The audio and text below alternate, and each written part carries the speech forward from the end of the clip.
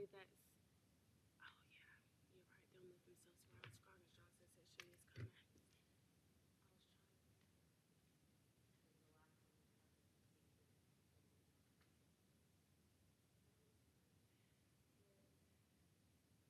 Don't be laughing. I'm just gonna sit over here and be quiet.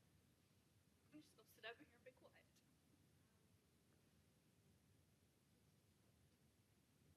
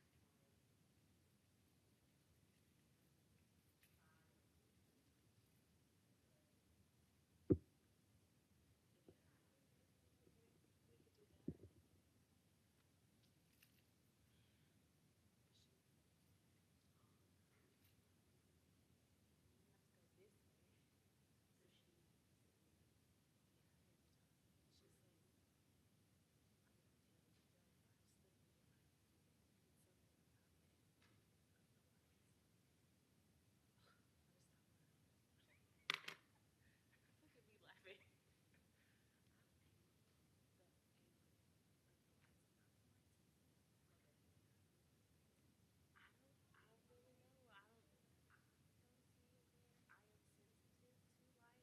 completely fine because there's one color dark because of the yellow light versus the silver. Not the angle of the light, it's the lightness. The angle.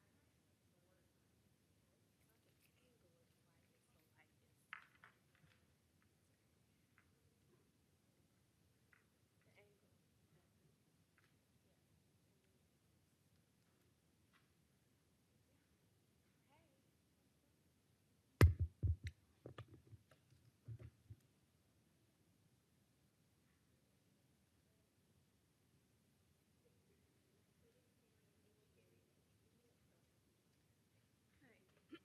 And then yeah. Hey. Hey. So What are your concerns? so my concern is that Charlotte signed apparently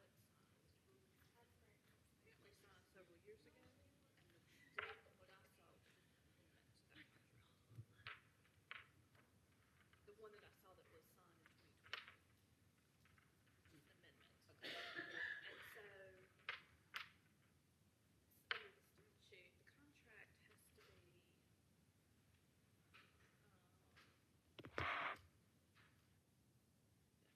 basically has to be signed within the previous 12 months. That's what I'm looking at.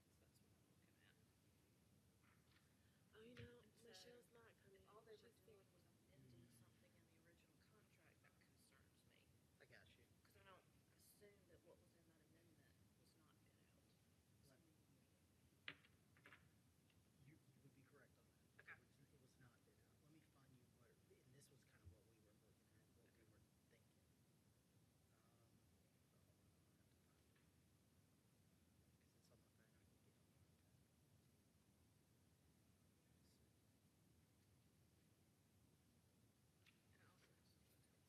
I can get online and tap it. Let's see. And I also have some details to show you,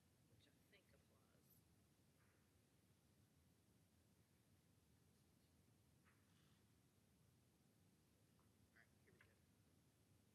think applies. All right. Here we go. So I think we were looking at the contract initial term is from February 22 to February 27. So we were going into it saying, okay, if it's in that, if we're still within the window, can we still use it? I didn't know about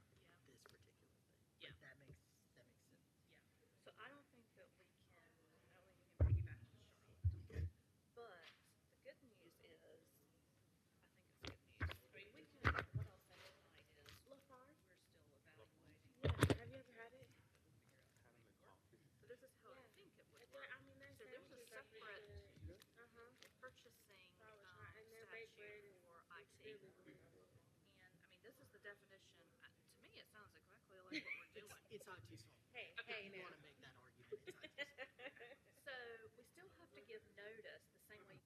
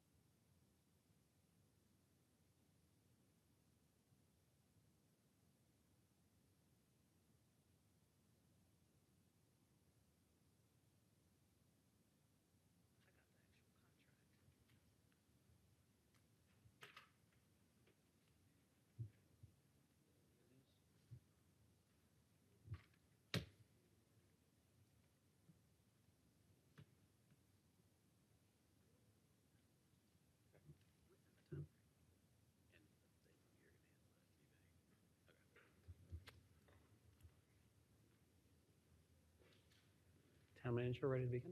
Yes, sir. Okay. Good evening. I call this October 24th Morrisville Town Council work session to order.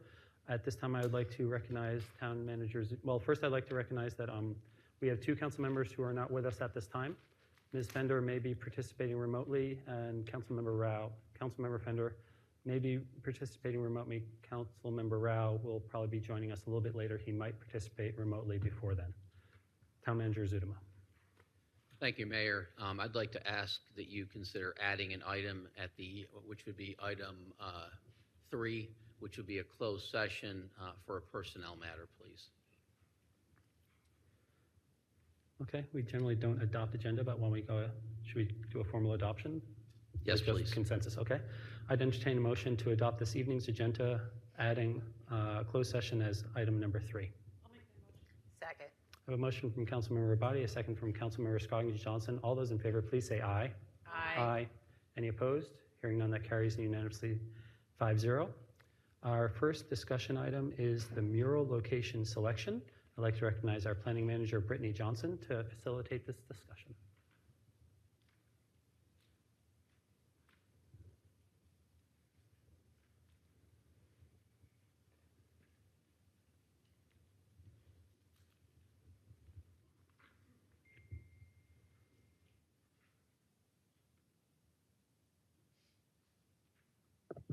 Good evening, Mayor and Council. It's my pleasure to be before you all tonight to bring part 2 of our mural program.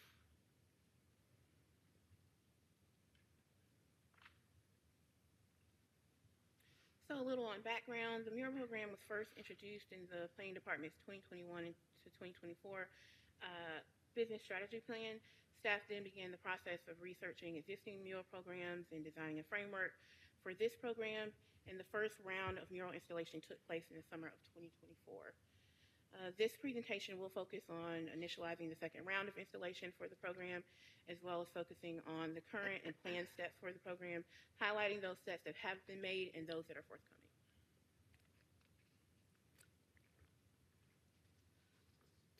A little on timing. So tonight, again, staff will provide an overview of the program, and ask council to evaluate the 2 next locations for installation. Secondly, discuss mural theme options for the murals, and then third, staff will discuss some potential cost and budget information. So this is our mural program flowchart. The first 3 steps have been completed. So 1 was our research step that we assessed the approval framework as well as assess the strengths and weaknesses of existing programs. Step 2, which is also complete, was the planning process. We did form a multi-departmental mural advisory committee, and that consists of staff from the planning department, parks and recreation, public works, and communication. And then our third step was we established the town's mural program framework, and that step is also complete as well. So that consisted of designing the approval process and also identifying and issuing UDL amendments that were necessary for the facilitation of the program.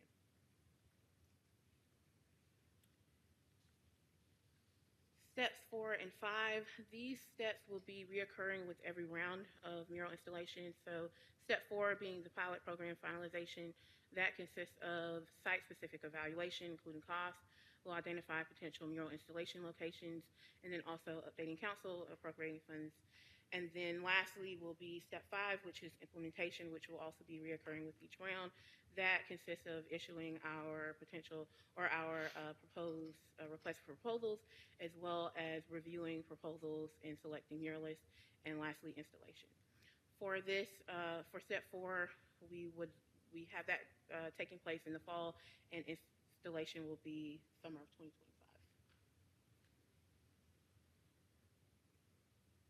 For our approval process, again, we have that interdepartmental committee consisting of staff from planning, public works, communication, parks and recreation. We will then identify the next 2 locations for installation and theme. That's what we will be focusing on tonight. Next, we will release the request for proposals. The Parks, Recs, and Cultural Resources Advisory Committee, if you all remember the first round, they were responsible for reviewing the artist samples that were provided, and then from there selecting the artists that would make site-specific mural selections.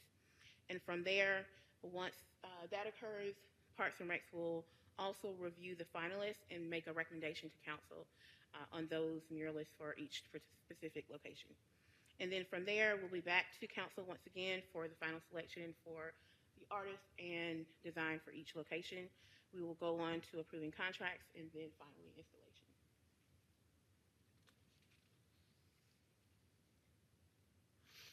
So areas for installation, things to consider while you all are evaluating these locations tonight. One would be the overall visibility, the areas of town, proximity to different things within town, such as greenways and other amenities, recreation areas and things of that nature. Also, architectural relevance. Are there larger doors and things that would obstruct the art and things of that, things that could make the art less prominent? And then also, additional factors should be considered as far as historic relevance or planned improvements for some of the potential sites. So potential areas for installation, we have 3 town-owned properties that have been selected or proposed to you all. One would be the Morrisville Community Park Maintenance Building. Second would be the Indian Creek Trailhead Restroom Building, and also the Church Street Southern Lot Picnic Structure. These 3 locations were selected from a complete list of town-owned properties. The remaining structures are maintenance structures, municipal structures, and also the historic Christian church. These structures were not identified as favorable locations just due to visibility and suitability. So our first proposed location would be the Morrisville Park Maintenance Building, Morrisville Community Park Maintenance Building rather. This mural would be approximately 360 square feet. If this location is selected, we do suggest that we utilize movable panels. There are some planned improvements and renovations that will be taking place at this structure. So we want to make sure that something that is installed can be reinstalled after those changes take place. The next location would be the Indian Creek Trailhead. We have 2 separate facades that are being proposed. One would be the front-facing Town Hall Drive, and so that would be on either side. And then also the side of the structure here that you would have more of a view as you're coming down Town Hall Drive and moving towards Morrisville Carpenter Road. So again, this would be collectively 200 square feet here on either side, and as well 200 square feet collectively on this wall. So you all would be selecting one of these locations. I will say that we initially proposed this location during the first round, and there was some concern about the Veterans Memorial. With that being said, we do propose that if this location is selected, you can also utilize movable panels so that when that memorial does take place, the art can be relocated if necessary. The third location that is proposed would be the Church Street Southern Lot Picnic Structure. This would be the facade here, so there are no obstructions here, no windows and things of that nature. This is approximately 434 square feet. We do have one additional area or potential area for installation, which is a non-town owned property. This is the large concrete retaining wall along Morrisville Parkway. This would require an art easement. And again, this would be a long-term proposal. So if this site is selected, this installation would be summer of 2026. And a little more about this particular location. If this is chosen, we'll also identify portions of the wall, or if we're going to shoot for all at one time, or if it's going to be over time. So keep that in mind as well. A little on content. So we want to, of course, showcase our cultural diversity, provide opportunities for local artists, and maybe partner with other local organizations and initiatives. We also want to, again, contribute to a sense of community identity. We want to celebrate the rich history of Morrisville and also provide mural themes if necessary or if desired. And so by proposing themes for these locations, we would, one, guide creativity, ensure outcome, and then again, these could be selected based on location. It wouldn't have to necessarily be selected for each location. So with that, I'll move on to staff's recommendations. The two proposed locations that were selected or proposed by staff and the mural committee would be the Indian Creek Trailhead restroom building, and that one for overall location, its adjacency to Town Hall, as well as future Town Center and the Greenway. We do suggest movable panels if this location is selected. Second, we do propose the Church Street Southern Lot picnic structure. This one is overall location, is highly visible and visited.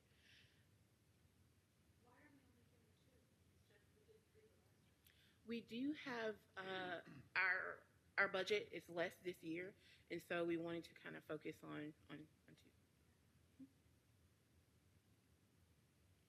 So next, we would also be asking for theme recommendations. So if you remember on the first round, we had only selected a theme for the Shiloh building, and that was celebratory of community, and the other two, we left that completely up to the muralist. And so for this round, we do, if you all would like to select something, if Church Street is chosen, maybe something sports related or cricket themed. If one of the other locations are chosen, then you could select a theme or let that be up to the muralist. So just kind of recapping our next steps. So after the two new locations are selected, we will complete further research concerning the site-specific details. That'll be theme, location on facade, and sizing. And we'll also be looking closely at budget analysis and cost. So with that budget, $800 to $1,000 in paint is roughly 2,000 to 350 square feet, 200 to 350 square feet rather. So that gives you some of the breakdown for paint costs, as well as we're looking at artist stipend anywhere from $5,000 to $9,000, and that's predicated on size and location. Also with supplies, are they going to need a lift, scaffolding, and things of that nature as well. So with that, these are estimates, and so they are subject to change just based on the locations of chosen. Next, so with these budget estimates, I do have some for the potential locations. So for the Morrisville Community Park Maintenance Building, if that's selected, it is 360 square feet, so it may be around 7,500. For the Indian Creek Trailhead Restroom Building, it's 200 square feet, so it would be around 7,500 as well. And for the Church Street Southern Lot, that one is a little larger, so it would be around 8,500. For the retaining wall, because we will look at varying sizes, the cost will vary. So we'll just need to revisit that once we identify if we're going to do parts or whole of that.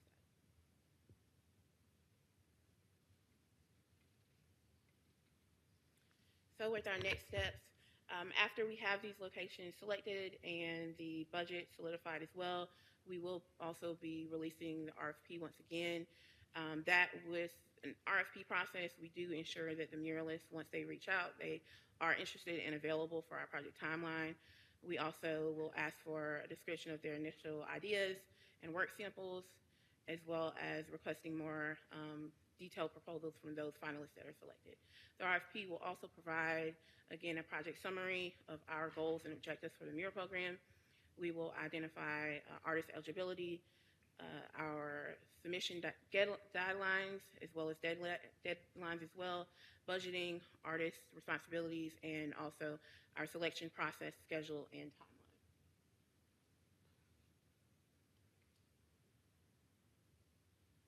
This is the end of the kind of formal presentation segment. I do have kind of two questions that I want to pose to you all before we kind of get into discussion. That would be one, how do you all feel about the recommended locations? And then also about theme. Would you all want to suggest a theme based on location, or if that's something you would want to leave open-ended?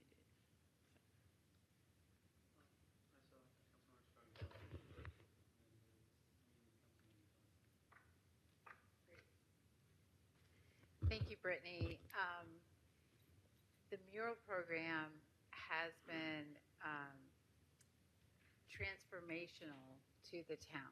We've had for years the backside of the old grocery store, which we called Ben's Bargain Barn, as you entered Morrisville, and it was never a beautiful sight.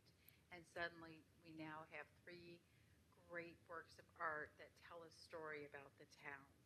And it was not an easy decision at all. And now we're coming forward with another opportunity to enhance the town. And I want to say that because it seems very quick to me that, we're rolling this out as a second phase so quickly.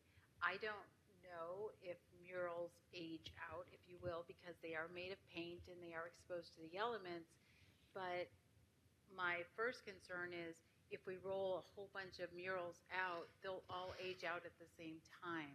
And are we staggering the installation of the murals such that maybe 1 or 2 might need to be refurbished or replaced? And if we add too many up front, then that becomes a little bit more intense. I also would like to challenge the council and staff to think beyond the murals, because public art in it of itself can be sculptures, it can be a landscape, it could be something very visual like a mural, or it could be other things too. So do we need more murals? I'm concerned that we are taking away from the 3 that have just been installed and possibly diminishing their intense value for if we install it too soon. So I'll answer your questions before I move on. Then I only want 1 location because we are a small town, and too many murals I think would cause confusion. The only one I'm in favor of is the Morrisville Community Park Maintenance Building. I am not in favor of the Indian Creek Trailhead. I think it's too close to the Fire Station 1, old fire station, in that as you're coming down Morrisville Carpenter, they see that entrance, and if we have another mural, even if you can see it kind of kitty corner, it's too close, and we have a very small town. The Church Street part, I think we need more time to settle that in and see how that space works for tournaments and cricket and so forth. And to add a mural there might be a little premature because we need to think about what kind of criteria we want to have and what kind of imagery that would be most appropriate for our town there. So I guess 2 is kind of like, I want to think about the themes a little bit. So I don't have anything specific tonight. Thank you so much. Councilmember Johnson. So I've got a couple of quick questions first, Brittany. Remind me again, what did we budget for mural art? Do you know what the total was? Yeah, so last year it was $50,000, and we also had a $5,000 grant. This year we have $30,000. 30,000. Thank you. I could have looked that up, but okay. So thank you. And the movable panels, who puts them up and takes them down? Is that a contract, or can our staff do that? That would be a responsibility for the artist. So they would communicate with staff. We do have some language within the UDO as far as the type of like rust resistant and things of that nature, as far as the types of devices used to attach. So that would be work with staff, but the artist would be responsible for installing. Okay, so in the instances where you talk about the panels would need to be removed and then reinstalled, that's an extra expense that we, yeah, because no, okay, yes. Okay. Thank you for that. Mm-hmm. So I kind of agree with Councilmember Scroggins Johnson about, and I voted for the budget, so I was in favor of the $30K to continue the mural program. Maybe we take a pause. I also wonder if maybe, not take a total pause, but maybe focus on some other form of art and not just murals now. You know, what art can we put out there in the community that would be really unique and interesting, that's different from a mural? And I know that obviously was not what you were tasked to do. You brought exactly what you were supposed to bring to us. But I'm thinking about this differently now. And I will tell you one thing that struck me not too long ago. And maybe I can't remember who I've said this to or if I said it publicly. I was out at the Museum of Art over here in Raleigh, and I heard music playing, and not like a band, but some kind of melody, and it turned out it was playground equipment that the higher you or the faster you were swinging on the swings made this melody. And then there was a merry-go-round, and the faster the merry-go-round went, so I thought I actually got on the swings to swing to make the music go because I thought it was so fabulous. So I'm wondering if maybe, we have the wonderful murals we have, and maybe we focus on something else. So, and I don't know what that is, by the way, but anyhow. But as far as your suggestions, the only one that really I would want to focus on is the retaining wall along Morrisville Parkway. I think our Indian Creek Trailhead Restroom building, I do not want to touch that. I think we have, and it's not, and we did talk about this, that the Veterans Memorial will be coming there, and maybe there'd be a theme, but we also have the town center that's coming now, and I don't want to touch that until the town center's in, till we have a feel for the whole environment down here, because the environment's going to change. So I don't want to touch Indian Creek at all. I hear you with the Morrisville Community Park maintenance, building and the panels up and down, so that makes me not want to do that one either. And the Church Street Southern Lot one, I think is really viable, but I would rather spend the money on the retaining wall along Morrisville Parkway, but that is even more visible to not only, it's not only residents in the community, but we have folks traveling up and down Morrisville Parkway all the time. Do we know, and because we haven't given you that direction yet, do you have any idea if there is any desire to do, I'm not even sure who owns that property anymore, but is there any desire there to have us work on that, or you don't know that yet? Not yet. We Okay, wanted to gauge that's fine. council's interest. We did reach out to the property owner. We just have not heard back. Okay, that's fine. So like I said, that would be the one I would focus on that, quite frankly, and not the others right now. Sorry. Councilmember Abadi, please. Sorry, I didn't know what you were doing. So, I'm definitely not concerned about there being too much art too close together in town. That's not a concern for me. And I love the retaining wall, but if I'm recalling correctly, the person that owns that property actually brought us a redevelopment project, and there was like a storage facility, and it was like tacked onto a hotel or something. And so I'm not sure that we can count on that retaining wall being there forever. If that property gets developed, that retaining wall is going to be gone. It was gone in the design that the homeowner or the property owner brought to us. So I think that the fact that these murals aren't going to be installed like tomorrow. I mean, they're going to be installed next summer.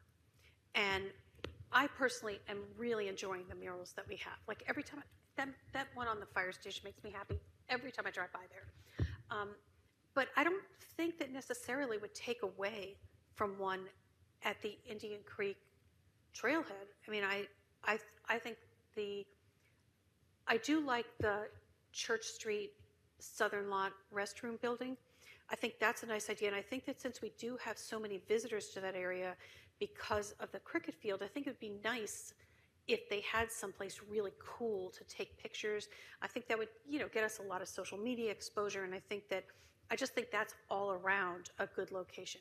I do like it being sports themed. I don't know if it should necessarily be cricket themed entirely, but I think that there definitely should be something cricket related on it, of course, but a lot of sports get played in that park. And then I'm fine with Indian Creek, but if Councilmember Johnson feels strongly that we shouldn't touch that one, I'm fine. But I think we should go ahead and do the Morrisville Community Park Maintenance Building because we budgeted $30,000. You just told us that these are going to cost $7,500 each.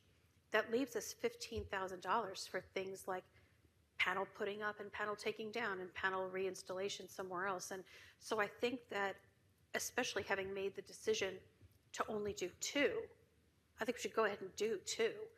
And I think we should really get a lot clearer idea about the property owner's plans for that retaining wall before we make any plans related to that. Do you have ideas about other themes for the other location or just the Church Street? Are we open to themes I'm open to themes being provided. Do I have an opinion on what they should be? No, I mean, you did a great job the last time. I'm sure you're perfectly capable of coming up with something that'll wow me. So if we did decide to do Indian Creek, if there was like a way that we could build in something that would not be offensive when put next to a Veterans Memorial, I mean, maybe that's a good way to ensure the viability of the location. But I'm definitely open to themes being provided to the artists, subject to your discretion. Mayor Pro Tem Garamella? Oh, I'm sorry. Can I say one more thing? I apologize, Satish. I also wanted to say that I do think that we should be, just generally speaking, opening our minds to different kinds of art. And one thing that I saw, I forget where I was traveling, but I was with my daughters at a cheerleading competition, and there were murals on this sidewalk, and it was amazing. And so I was thinking that that'd be really cool, like on that stretch in front of the Cedar Fork Community Center. I thought it'd be really nice that maybe they would even let us like wind around and go up to the building. That would be cool. So that's something that I don't think would cost, I mean, it wouldn't cost as much money as a public sculpture or something of that type. And it might be a way to ease us into other things of other art installations. Mayor Pro Tem Garamella? Okay.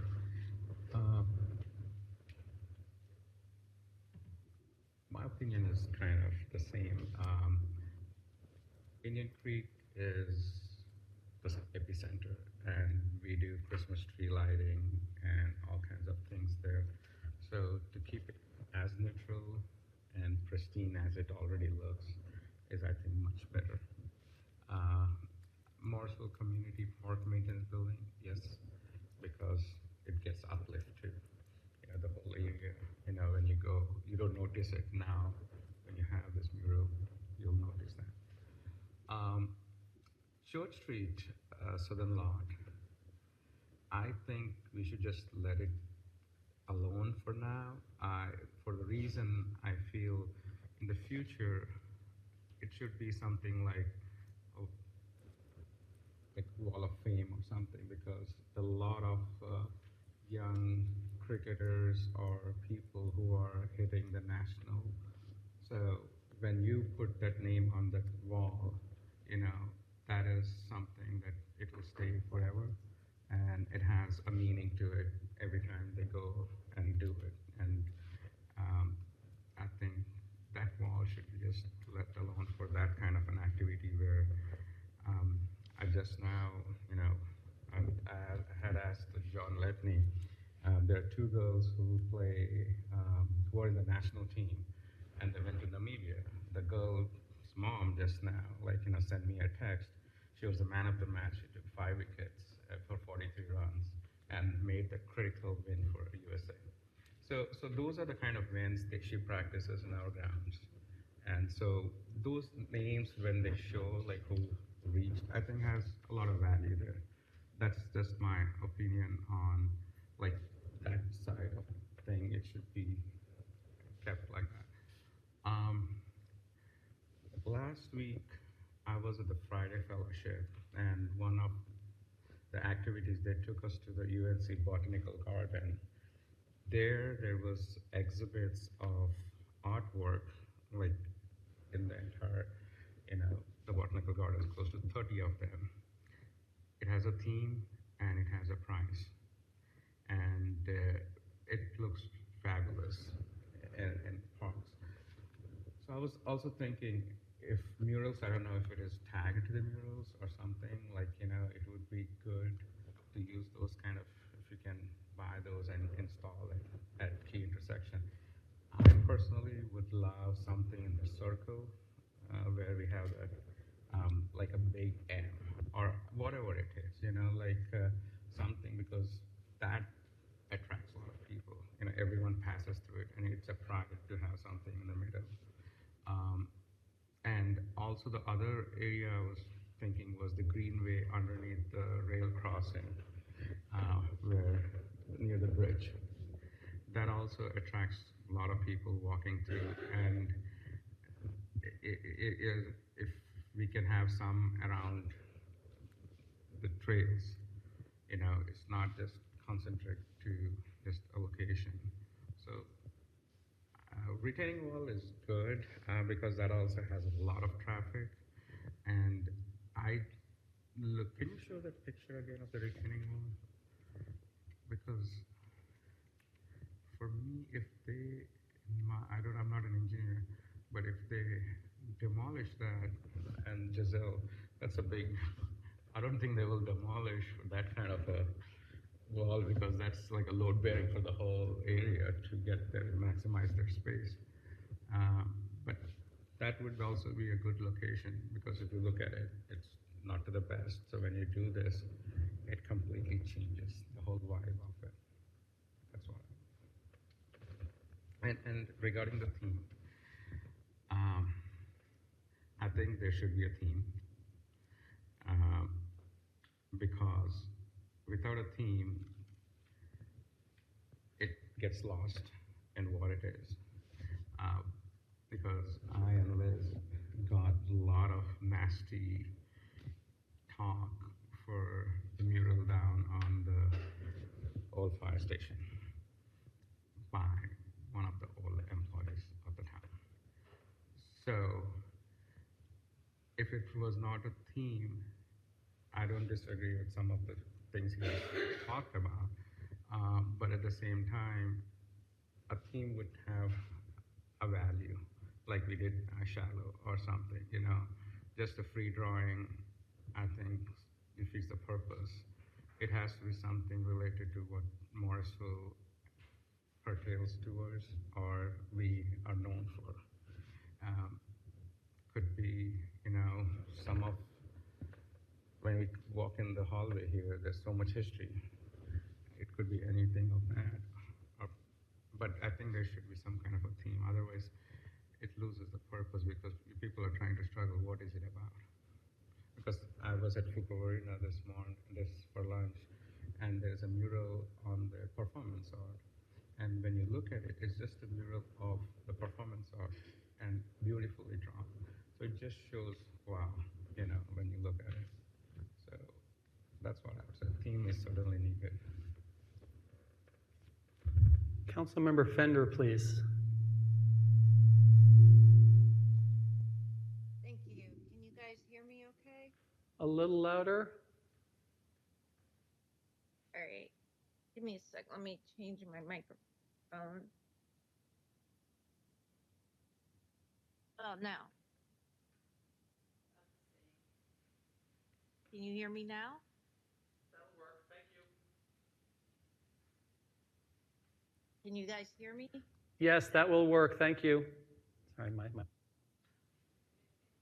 All right. So I really like these ideas, and I would like to see the town continue to move forward with additional murals. I don't have a concern about there being too many. I really like Mayor Pro Tem's idea of adding a mural along the Greenway where it goes under 54 and the railroad. When that opened up, and we were down there for the ribbon cutting, I said at that time that that would be a great location for a mural. So I'm in favor of there, or I like the idea of a mural on the retaining wall.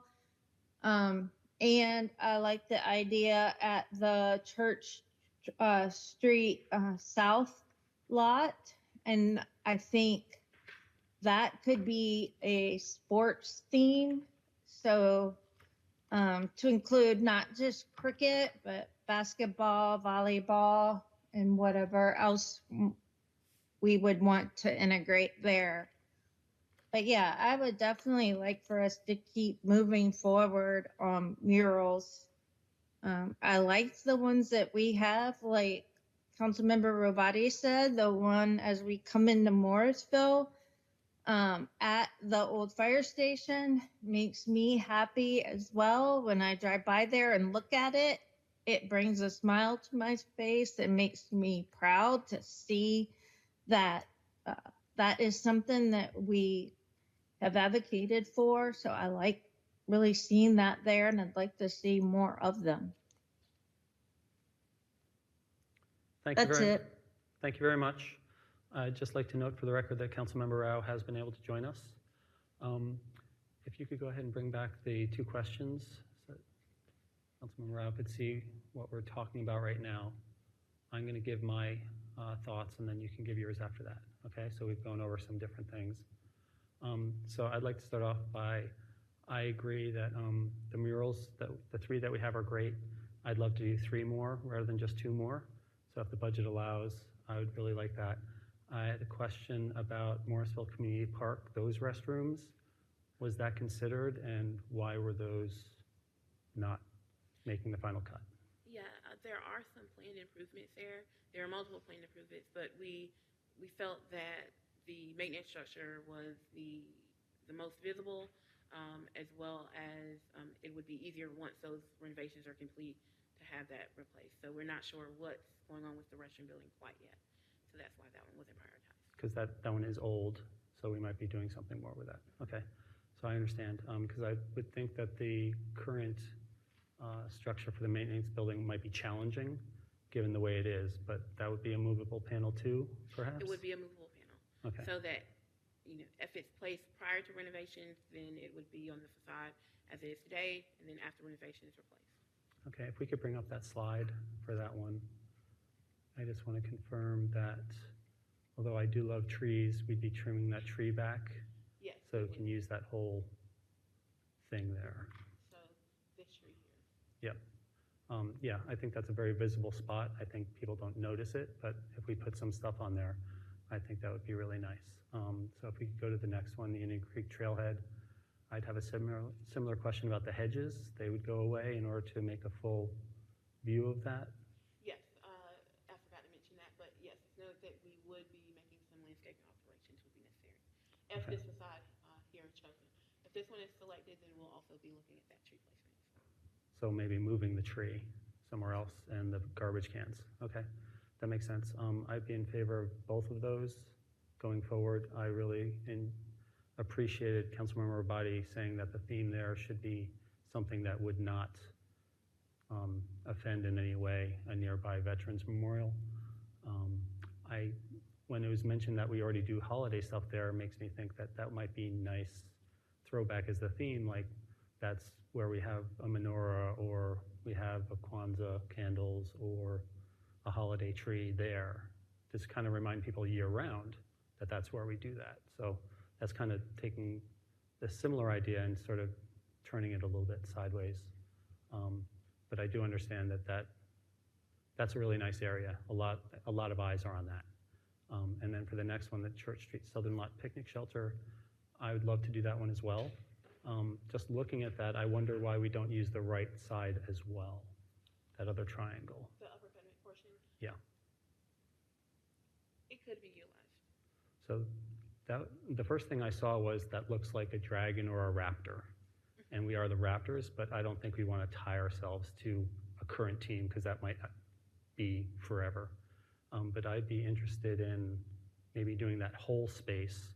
I really like the idea that Mayor Pro Tem came up with having some kind of recognition of famous Morrisville athletes somewhere in town, and this might be a really appropriate place for that. It doesn't necessarily have to be part of the mural. Maybe it's inside the shelter with a plaque like we do for retirement. So not problem solving here, just throwing some ideas up because we're in the idea generation phase. One thing I'd really like to see considered if we do this one is the moving of that light, which I know we just installed, but if we want to have a nice structure, I think it's better to not have something obstructing it. We had a similar thing with our Morrisville signs on Morrisville Carpenter Wheel to move some of the signs because you want to present nicely. And about the Morrisville Parkway, I'm similarly concerned. I think I have a similar recollection that when a developer brought something forth, I don't remember this wall remaining. I thought they made it a sloped, long entry. So if we can speak, I'd be interested in doing this. This is a very visible spot, lots of big space. You could do something really interesting here. So I'd be very interested if we have consensus that this might be a possibility, speaking to the developer and seeing if that would probably remain. If they maybe make it go away, would we do movable panels here so that we don't lose the art? So those would be some thoughts about that. And to the one that sort of came up organically underneath the railroad tracks in 54, I think that's a wonderful spot for a mural. I'm not sure if the railroad or DOT would be okay with that. I know they don't like it underneath other bridges, like on Morrisville Parkway right near here. There's a nice little area that would be great for a mural, and the poles, dress them like trees or something like that, but it's my understanding that NCDOT doesn't like that, so that would be also a concern. NCDOT might not like a mural that would distract drivers as well, so we'd have to check to make sure that this isn't a concern. For themes, I think some kind of sports theme for Indian Creek Trailhead, for Southern Lot would be appropriate, and I'd be open to having themes for the other ones if appropriate. Is that all you need from me? Yes. Okay. Councilmember Rowd, your thoughts?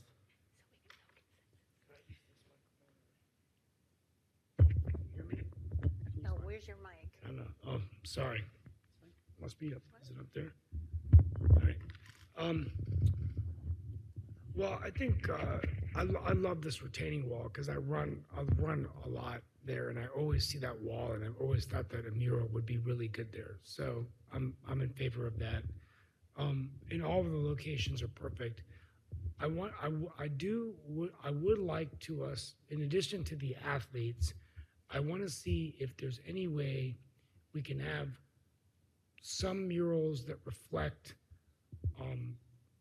firefighters, police in Morrisville, the history of that in terms of the original firefighters, the police, because I think it's just such a great example of like just their exemplary service to the town. And it could include veterans, but I think it's important to highlight the record of service. And so anyway, I just wanted to throw that out there as an idea.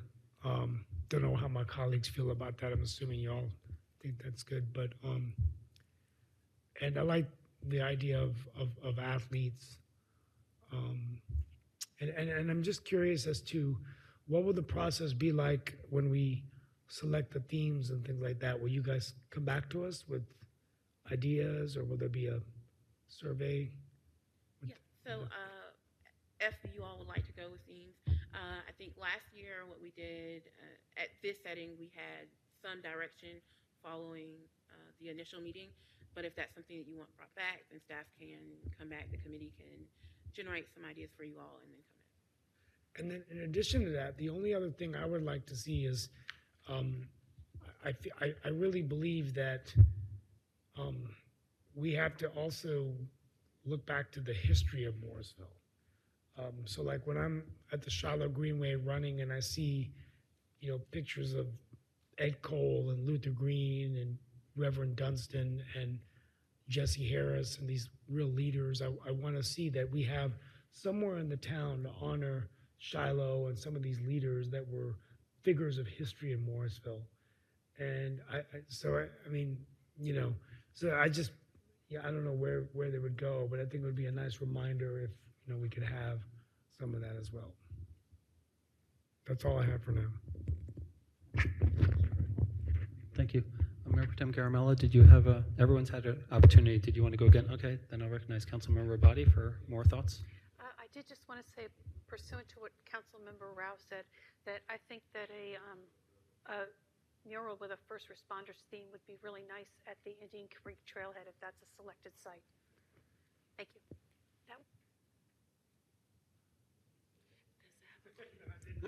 Wasn't me. So I also have a little bit more to add. I meant to say earlier, a yes and.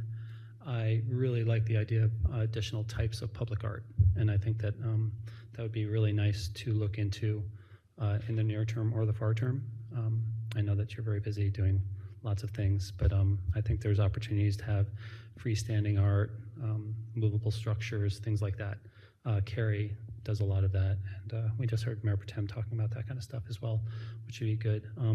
I also really, yes, and like sidewalk art. I see that scattered throughout Raleigh. I think that's really nice. I think our greenways would be a great opportunity to do something like that. I always thought it would be nice to have a stylized M at the entrance of our greenways, just to indicate that there's the start, just like that. So those were some thoughts that I had. So it doesn't look like anyone has any other comments. What are your thoughts? What have you heard? And does the town manager have anything to add? All right. So I was taking a couple of notes here. So thank you all so much for all of that direction first. So one, I heard that there is interest in expanding beyond murals. I do want to address that is something that staff is actively looking into. We're not quite ready to share, but I am excited that some of the things that you all mentioned are some of the things that we're already looking into. So I hope to have an update on that very soon for you all. And certainly public art is vast, so we're not trying to limit it just to murals alone. Secondly, I think that I was trying to gauge majority that we do want some additional murals now, and also that we want to, again, kind of stagger them as well, because we want to pause for the importance and let each of them kind of have their day to be celebrated. So I certainly hear that as well. So with that, I do want to mention that the retaining wall, if chosen, that's something that would be a 2-year kind of process for us to, one, gauge your interest and get consensus on if that's something you want us to move forward with. That will give us time to work with the developer and see exactly what we will need to facilitate that. As well as I've heard from multiple council members now about the Highway 54 location, and so that's something that will be something that will not be now, it will be later, so that's something that will also help us to kind of space that out. So I think that some of those things kind of work together. So that's a great thing. So those are 2 initiatives and 2 locations that staff will be actively working on getting some additional information for you all and come back. So those won't be prioritized now, but will help with the spacing. The next thing that I heard, I think majority went to the Morrisville Community Park. I do want to note that those plan improvements, those are the reasons why that location was not proposed by staff. However, if that's what council would like us to move forward with, then I would suggest that we definitely walk away today knowing that that will be movable panels for sure for that location. So I do want to make sure that we get that gauged. And then also, I think that the only other location that maybe for consensus sake would have been the Church Street location. I think that had consensus. So if Church Street is identified, then I certainly heard that sports and having some way to celebrate our home athletes and things of that nature, that may be something that we can prioritize. And I do want to note that with murals, another thing that we didn't do with the first round would be something interactive. We've all seen those where you can put yourself into the mural and take a picture and things of that nature. That kind of gives the mural a little bit more life. And I think that's something that with this round, these locations have the ability where, people are there constantly for various things. I think specifically making sure that the artist has a interactive nature to the art in one of those locations. I think that's something that we certainly should specify. So I think those are my notes right now. I do have some additional. I'm going to review here for a second while let the town manager speak, and then we'll come back and make sure that I had that corrected. No, so I think you captured it well. I'd say we're doing math, but Giselle's doing math next to me, just as far as what appeared to be the interest of council. And again, that did appear to be MCP, along with the retaining wall and Church Street Park. MCP 4, retaining wall, and CSP 3, Greenway 2, and then only limited interest in Indian Creek. So.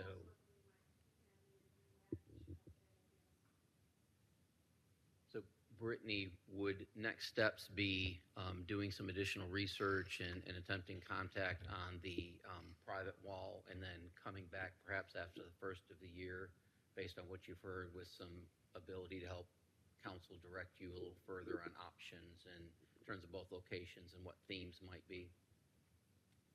Yes, I think that we'll certainly be back with more information concerning the retaining wall as well as Highway 54 for you all. And again, those are kind of long-term 2026. I did want to gauge interest on if you all are interested in moving forward with Morrisville Community Park now, or if you want that to be later as well.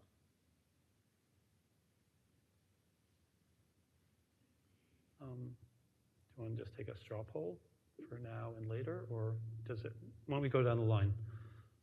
I'd like it to be now. Who else would like to share their thoughts? Well, we're not going to be able to do all of this. But anyhow.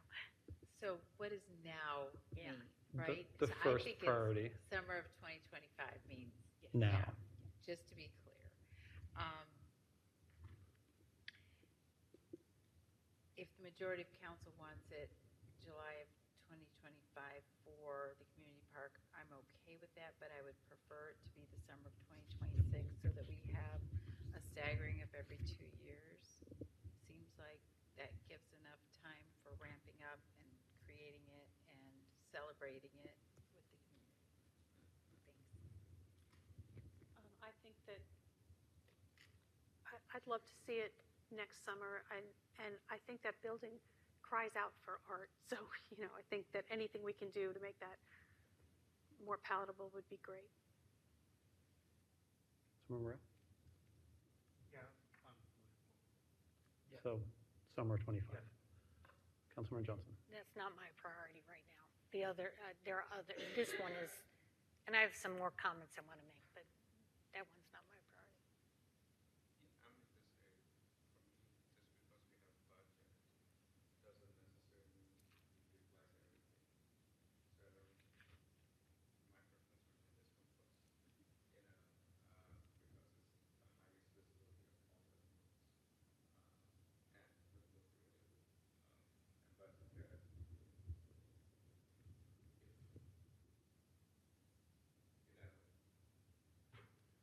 I don't want to be like, because there's so many projects that we put in our budget are not completed anything. So the one will be there. It's not like sorry, my bad.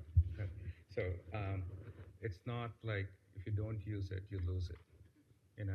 So it will stay in that bucket. And I wanted to know, we got 5,000 grant last year. Did we get this year? We did not. Okay, so which means there's no strings attached that it has to be mural because it is town money. So I would like to expand that to more forms of art, because that would really help to have that bucket with different options. There's a brand. Brittany, could you speak to the public art policy that would need to be adopted?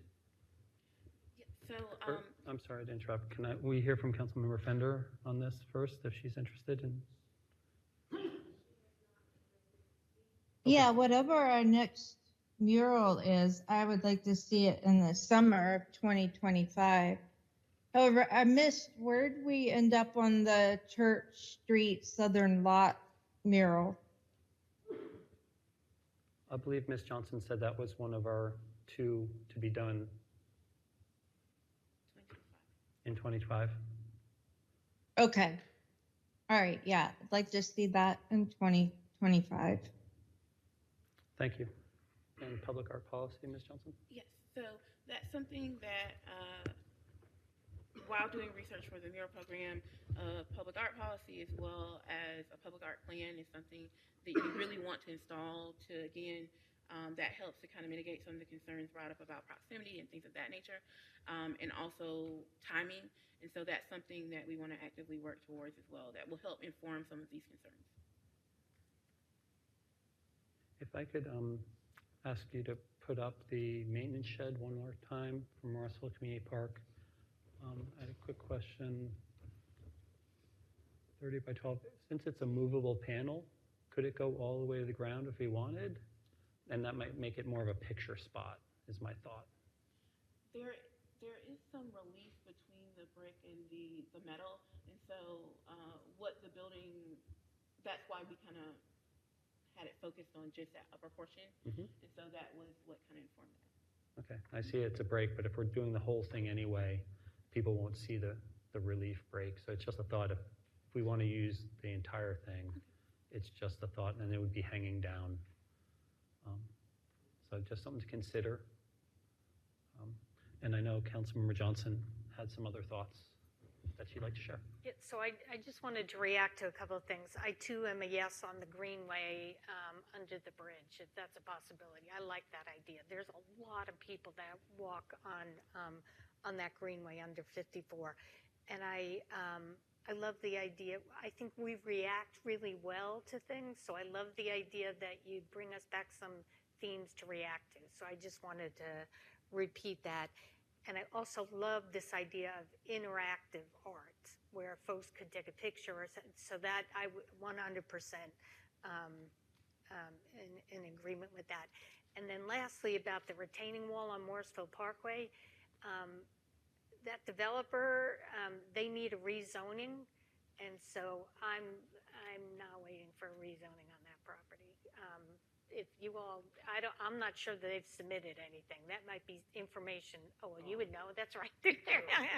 So it's already been sitting there looking really ugly for a decade now, and I don't want to wait anymore. I really am. It is so visible of all these locations that would, again, be my main focus. So. And I think the rezoning is going to take a long time. So. I got it. Mayor Pro Tem Garamella. Yeah, and I agree. I think if we can get the focus on that, that would be the most visible. But if I love the idea you said, Brittany, about interactive, like people go to Nashville and they give the picture of the butterfly. So can you go to the Church Street Park if at all that's where we had to go for? Can we make 2 circles in those concrete, like so that you can pop your head out? Yeah. The restrooms are directly behind water. 2 small circles, like where you pop your head out. You know, you have a person's body, but the head, you can put your own head in a circle. No, yeah, in the art itself. So, but if you these are center blocks, these are not, load bearing by any chance. So if you just make a small circular cut where you can just put your face out, you can get. Absolutely, I know it can be. That's one of our values is innovation. I love that idea. It's the maintenance shed, but whatever. You have to go into Ben's bathroom to do it, but okay. I don't know how it is, but sorry. No, that's No, the I don't know. storage I don't know area. what's there either. I'm not sure either.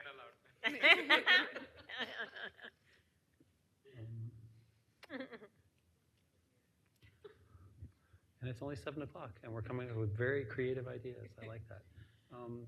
Is any other thoughts from the council? Thoughts from staff? Yes, So just to recap, we will be back with theme suggestions for both Church Street as well as the Morrisville Community Park building, and we will also come back with some of those ideas that kind of push more away from murals but into other forms of public art.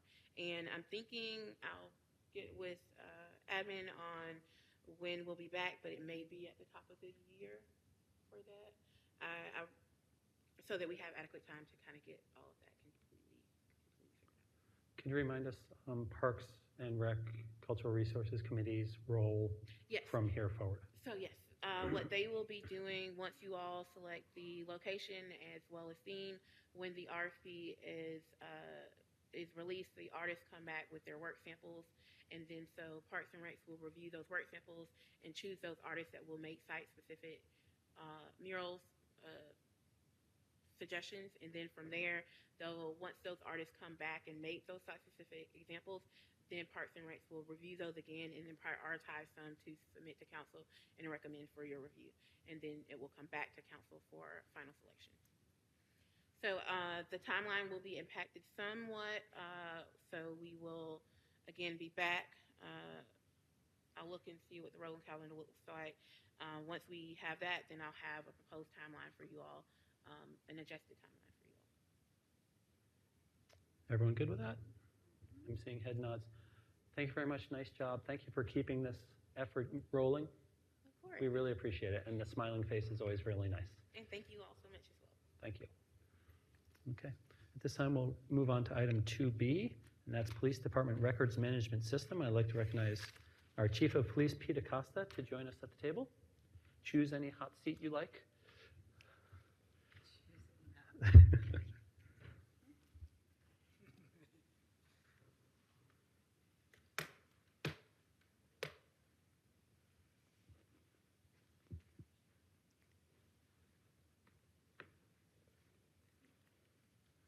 Do we have another microphone for this gentleman?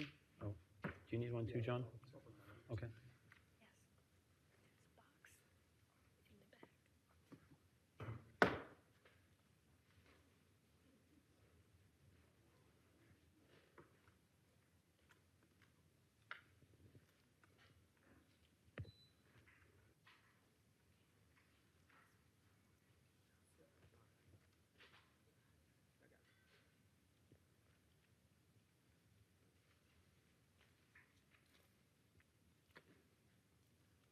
Good evening, Mayor and Council. We're here to discuss the Police Department's records management system, and Costa will proceed with the presentation. Oh, yeah, turn the mic on. Yeah. Good evening, Mayor and Council. Start over. Sorry, I did not have my microphone on. John Light, the Assistant Town Manager. We are here to talk about the Police Department's records management system and their needs going forward, and ask Chief Acosta to proceed with the presentation. Sure. Thank you, Mayor and Council, for this time tonight. I brought Lieutenant Josh Allman with me and some other staff from other departments to help answer some questions that you all may have after the presentation. I'm going to just go through the presentation, but if you guys would like to stop me if you have questions through, if you'd like to wait till the end, just as you feel fit. Tell us. Yeah. Otherwise, we're going to interrupt you all. All right, so we're here to discuss the records management system. Currently, we work with Cary, and we're a joint user with Cary, as with Central Square as the host RMS. Tonight, we'll be going over just some of the software, our history with our RMS systems, some of the key factors that we need to consider, some lessons learned about being a joint user, some of our options, and obviously our next steps and our conversations with you all tonight. No, get out of your way. So just a little bit about the RMS systems.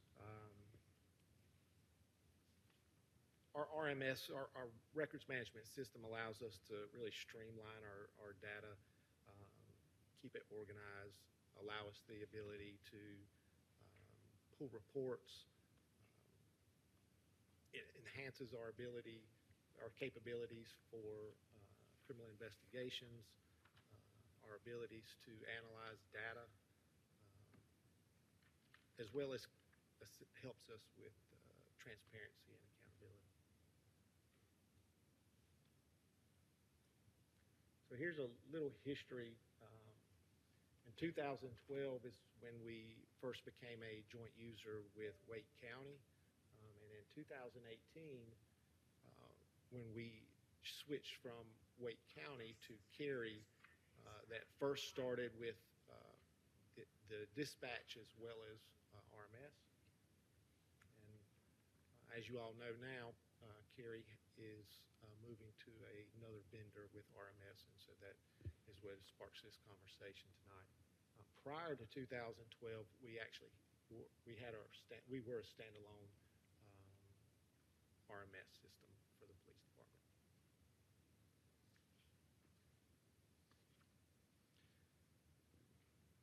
So I just wanted to share. So the CAM is really designed for dispatch only. So there is a separation between CAM and RMS.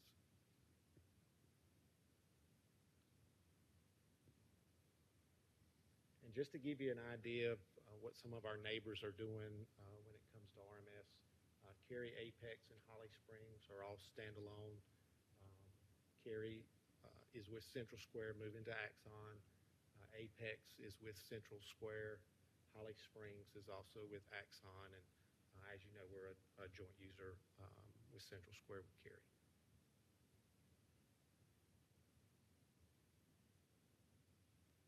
So the influences that really brought us where we are today, in May, we sat at the table with Cary where they shared how they were moving forward with RMS and they were moving to Axon to be their RMS host. Moving forward, we are in a position where we need to stay in line with what direction we go, because when Cary moves, depending on what we decide, we have to stay in line with them because they're our current host in RMS.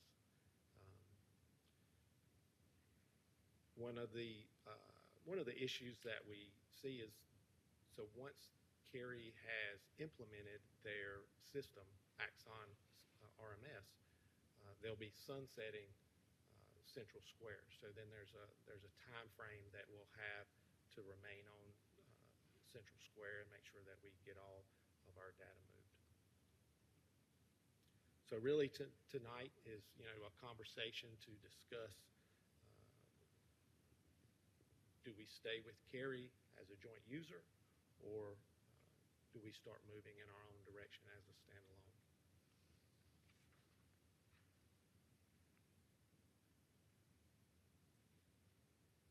So some of the key factors, when we were notified by Cary, we started researching RMS, researching what it was going to cost us to remain a joint user, which then allowed us to start researching what that may look like if we had a standalone. We also, once we started moving through the vendors and looking at what vendors may most benefit us, we also started looking at some of our other projects that we currently have, such as our body-worn camera and in-car camera projects, and how they will integrate with each other. One of the challenges that we met was, once we started through this process, Axon shared that they will no longer serve agencies with less than 100 users. And obviously, we're less than 100 users. They did quote us, and they shared with us that they will honor that quote through the end of the year. But after the end of the year, they won't even quote us anymore. Now, if we stay with Axon, obviously they would allow us to be a partner. If we are a joint user with Cary, we will not be able to ever be a standalone with Axon because we're under 100 users. If we decided to be a standalone with Axon, then they will honor that through the end of the, they'd honor the quote through the end of the year. So it puts us in a little time crunch.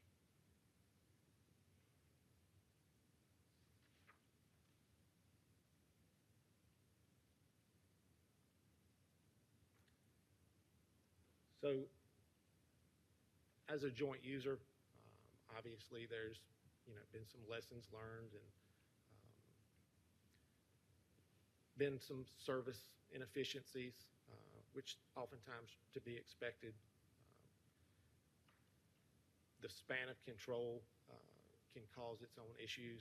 It can cause problems with staffing, staff hours, the amount of work we put in trying to deal with certain issues. It really has limitations on our reporting and how we are able to customize reporting to meet our needs in Morrisville.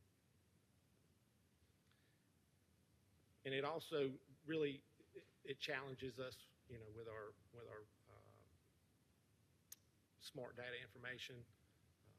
Got some folks here who can really speak on that a little bit more than I can. If you guys have questions about that.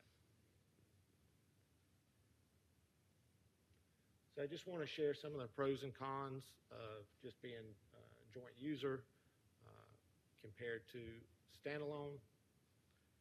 So obviously some pros would be, for a joint user, the project fees would be a little lower.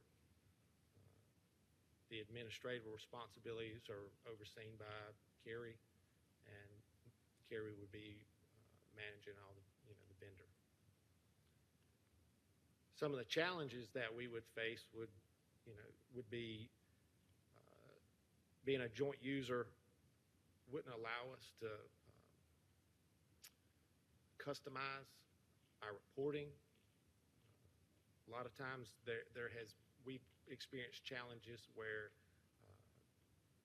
Cary has changed some of their coding, and so then we would have to work with them to make sure that we're not losing data. Sometimes there's connectability issues, which then, like for example, Lexus, it puts that, or LexisNexis puts that where it's not usable to us. For example, it's been down for a month because we've been having issues.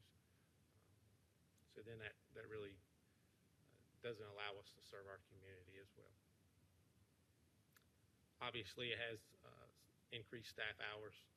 We have to go through our IT, who then has to go through Cary's IT, and just really lengthens the process of correcting some issues.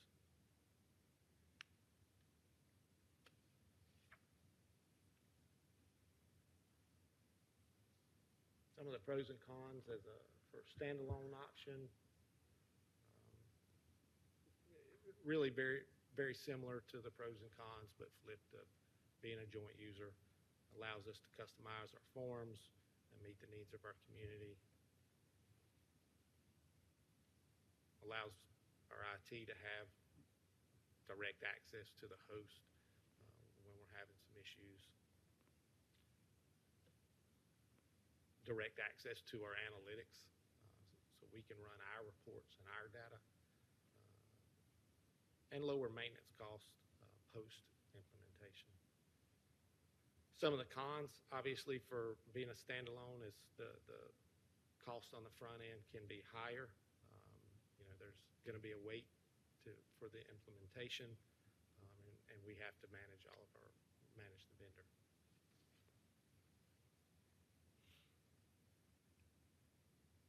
So as we started working through this project, Cary had done a lot of research, and Holly Springs did as well, and we worked with them with the research that they had already done to really try to identify a vendor that would best fit our needs.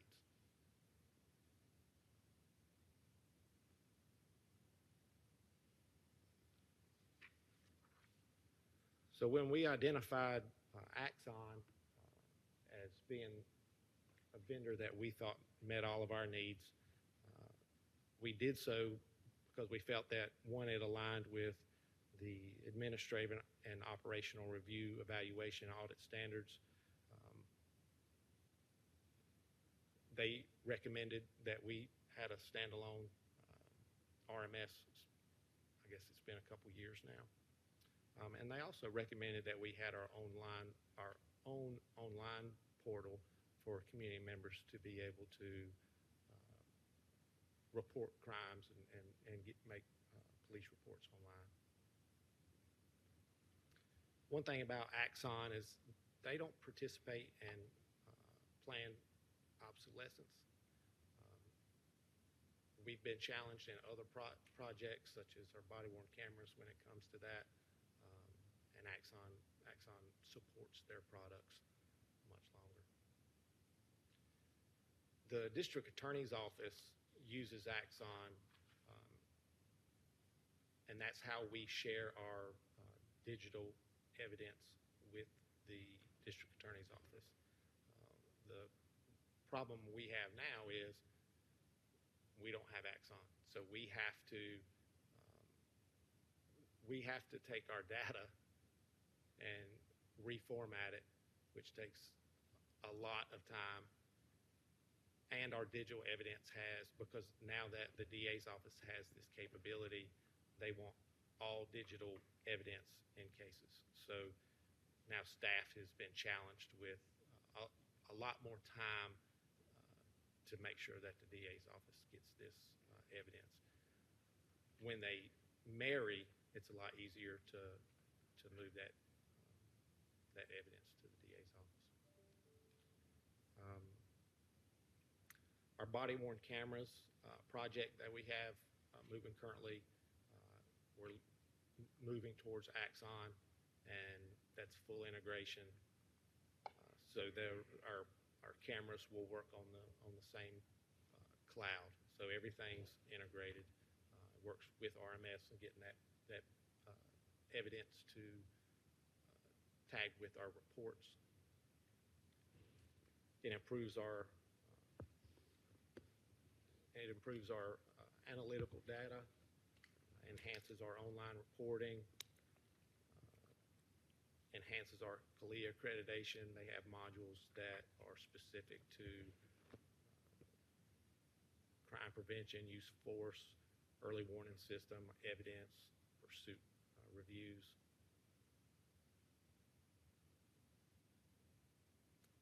And we have also learned that with our online, with the online capabilities, it also will translate in different languages. And so we can work with them to create reports in languages that would better support our community.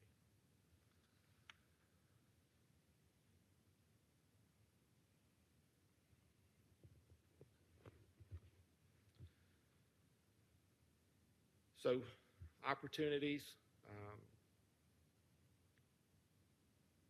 it allows us to implement a solution that will benefit Morrisville in our operations.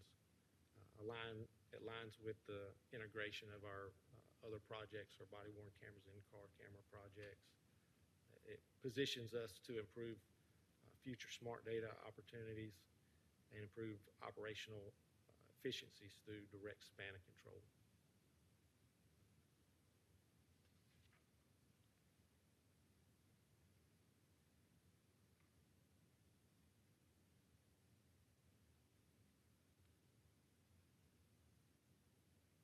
So as we move to the cost comparison, standalone user option would be just over $1 million. The way this project is designed is there would be no money paid until the project is complete. We anticipate that would have an impact on fiscal year 26, maybe at the end or the very beginning of fiscal year 27.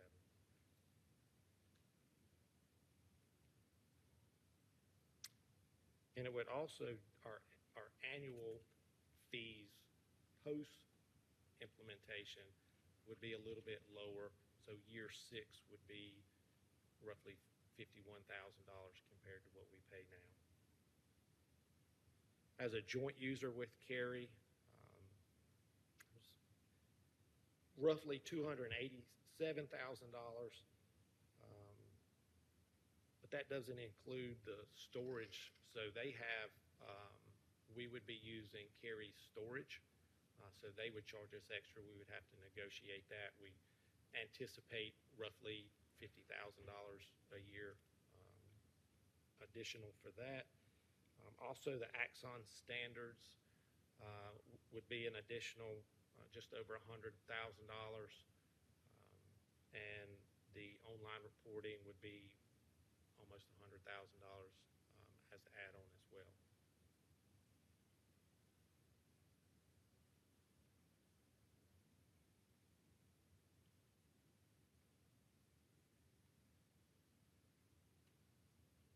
So here's a little more of a breakdown of what that might look like.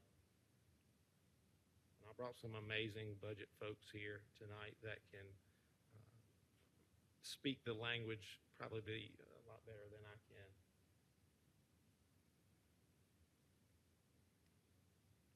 And here's some, through our meetings, and these are some ways that we feel that this project can be funded. Obviously, we want to satisfy the competitive bidding requirements, and so we can leverage a cooperative agreement through the city of Charlotte for that. We can establish RMS implementation project fund using a 1.1 million fund balance appropriation to satisfy the contractual pre-audit requirements. So just putting it up front so the contract, when we sign the contract, they know that we have the money, but obviously that money can be split up through 5 years. And once Cary service with Central Square sunsets in the implementation year 2, we'll be saving what we currently have budgeted for Central Square.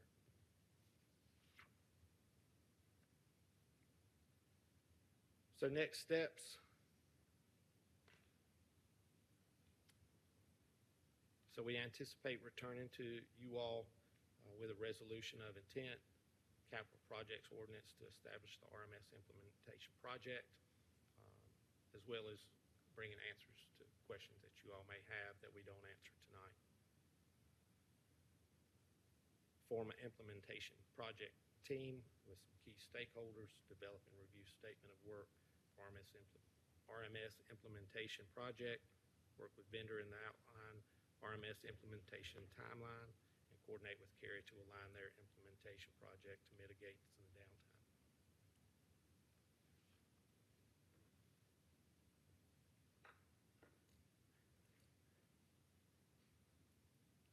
So obviously, our recommendation, we think it best fits the town and the police department and our services to have a standalone, not just for now, but really looking in the future.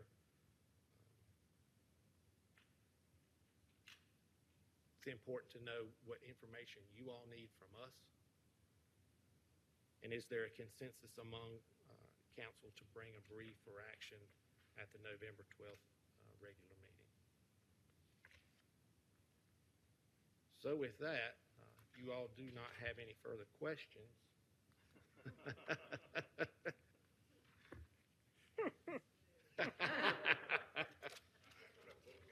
Yeah, I see that.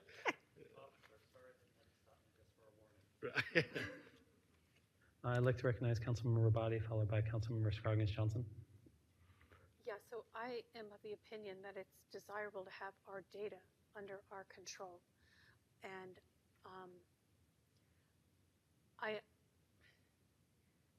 you just explain that fund balance thing to me again? We allocate the money from the fund balance. I understand that, so that we can enter into the initial contract. But we don't actually have to spend that money from the fund balance, the whole million. We just need that so that, and we just need to set that money aside so that an auditor can see that we have the ability to pay out the contract, correct? That's correct. Okay. So, and remind me, what is the offset when we stop using Carrie's system after year 2? Was it 73,000? 83. 83,000. Okay. So that leaves us with approximately $117,000 a year, because it's $1 million over 5 years, so that's 200,000 minus 83 is 117,000. Okay. Take my word for it. Yeah, my math brain doesn't work that fast. So. Okay, so yeah, I think it's a lot of money, and I actually would like to know, for this amount of money, it seems kind of sudden. Like, were we like entering requirements with the Carrie? Did we participate in the audit of the other systems and the selection of Axon with Carrie? Like, no, this ma'am. seems like, okay, so, I mean, they didn't just spring it on us, did they? So we were circled into a meeting in May where they shared that they were going to Axon, and we were posed with how we intended to move forward, whether that was with them as a joint user or as a standalone. Wow, okay. All right, and then the only other question I have is about the migration plan. Because if we're going to come off of Carrie's system onto our own, there have already been issues with data loss and other technical issues between our department and Carrie's. How are we going to make sure that the data migration is clean? So that's where we lean on our partners with IT. I think Rick may be able to share a little more information how that works. Yeah, we'll bring a.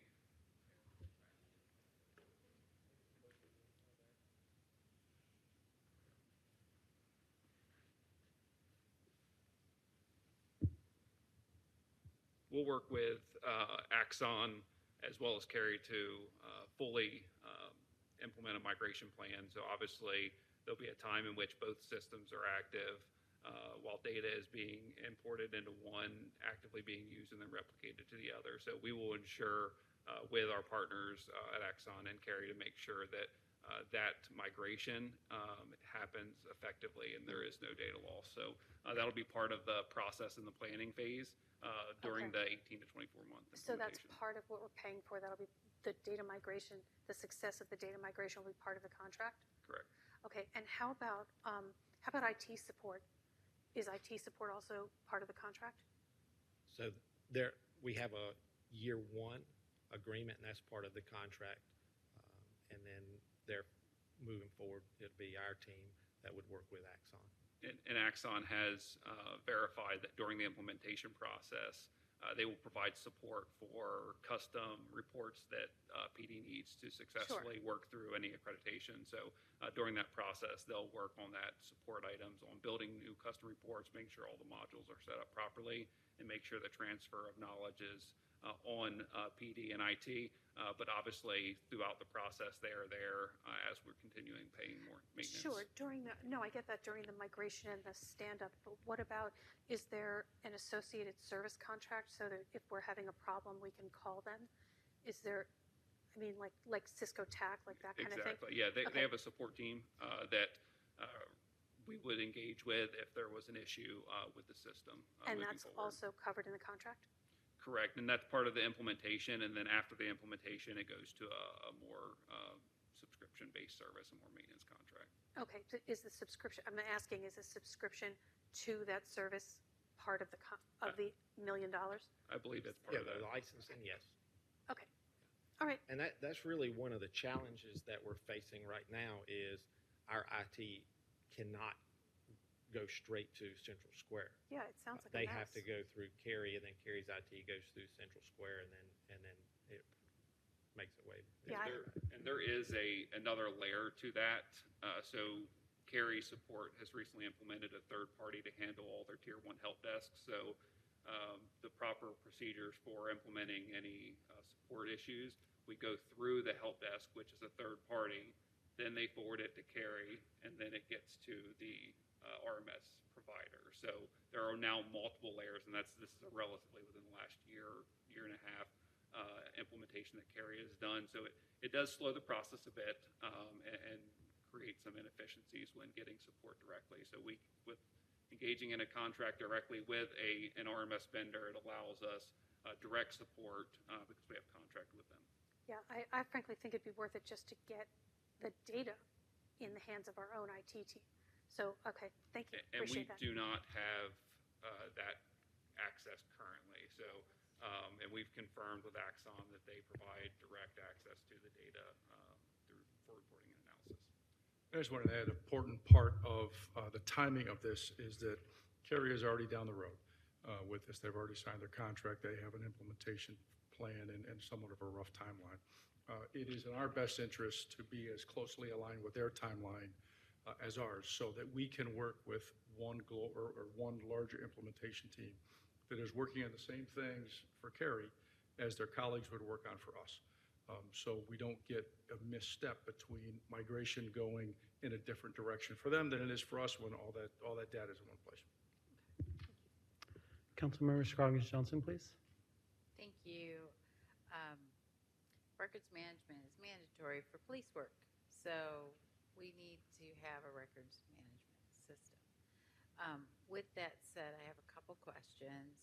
The first being, what activated Carrie and Holly Springs to look for a different vendor? Was there something with Wake County or, a trade show? I mean, what? I'm not kidding. I'm not kidding. Trade shows do wonderful things sometimes. Just be careful. That would cause this change, because it sounds like there's, a lot of alignment with the district attorney's office. So. Right. Let me lean on Lieutenant Allman. He can probably give you some more accurate information on that. So what I do know is that, when the court systems have implemented this Axon RMS evidence management transfer from the police departments to the court systems, that is now creating a lot of inefficiencies, which is prompting a lot of agencies to start looking for other vendors when they're realizing that their current vendors are growing kind of obsolete. But I'm not sure exactly for Holly Springs why they decided to look, but I will get that answer for you. But Carrie's reason for looking was, partially sparked by the DA's office. Plus, they were also affected by the same thing we have been recently affected by when Motorola purchased WatchGuard. They basically made our current and Carrie's current body camera and in-car camera systems obsolete. Because now that Motorola has bought out WatchGuard, none of the WatchGuard equipment will work on their new servers, will work on their new evidence library management systems. So we can't just go and buy one body camera to replace a broken body camera now. Because of our fleet is obsolete, if we purchase one, we have to update the entire fleet, which is what led us down the original track of, hey, we've got to do something with our body camera system.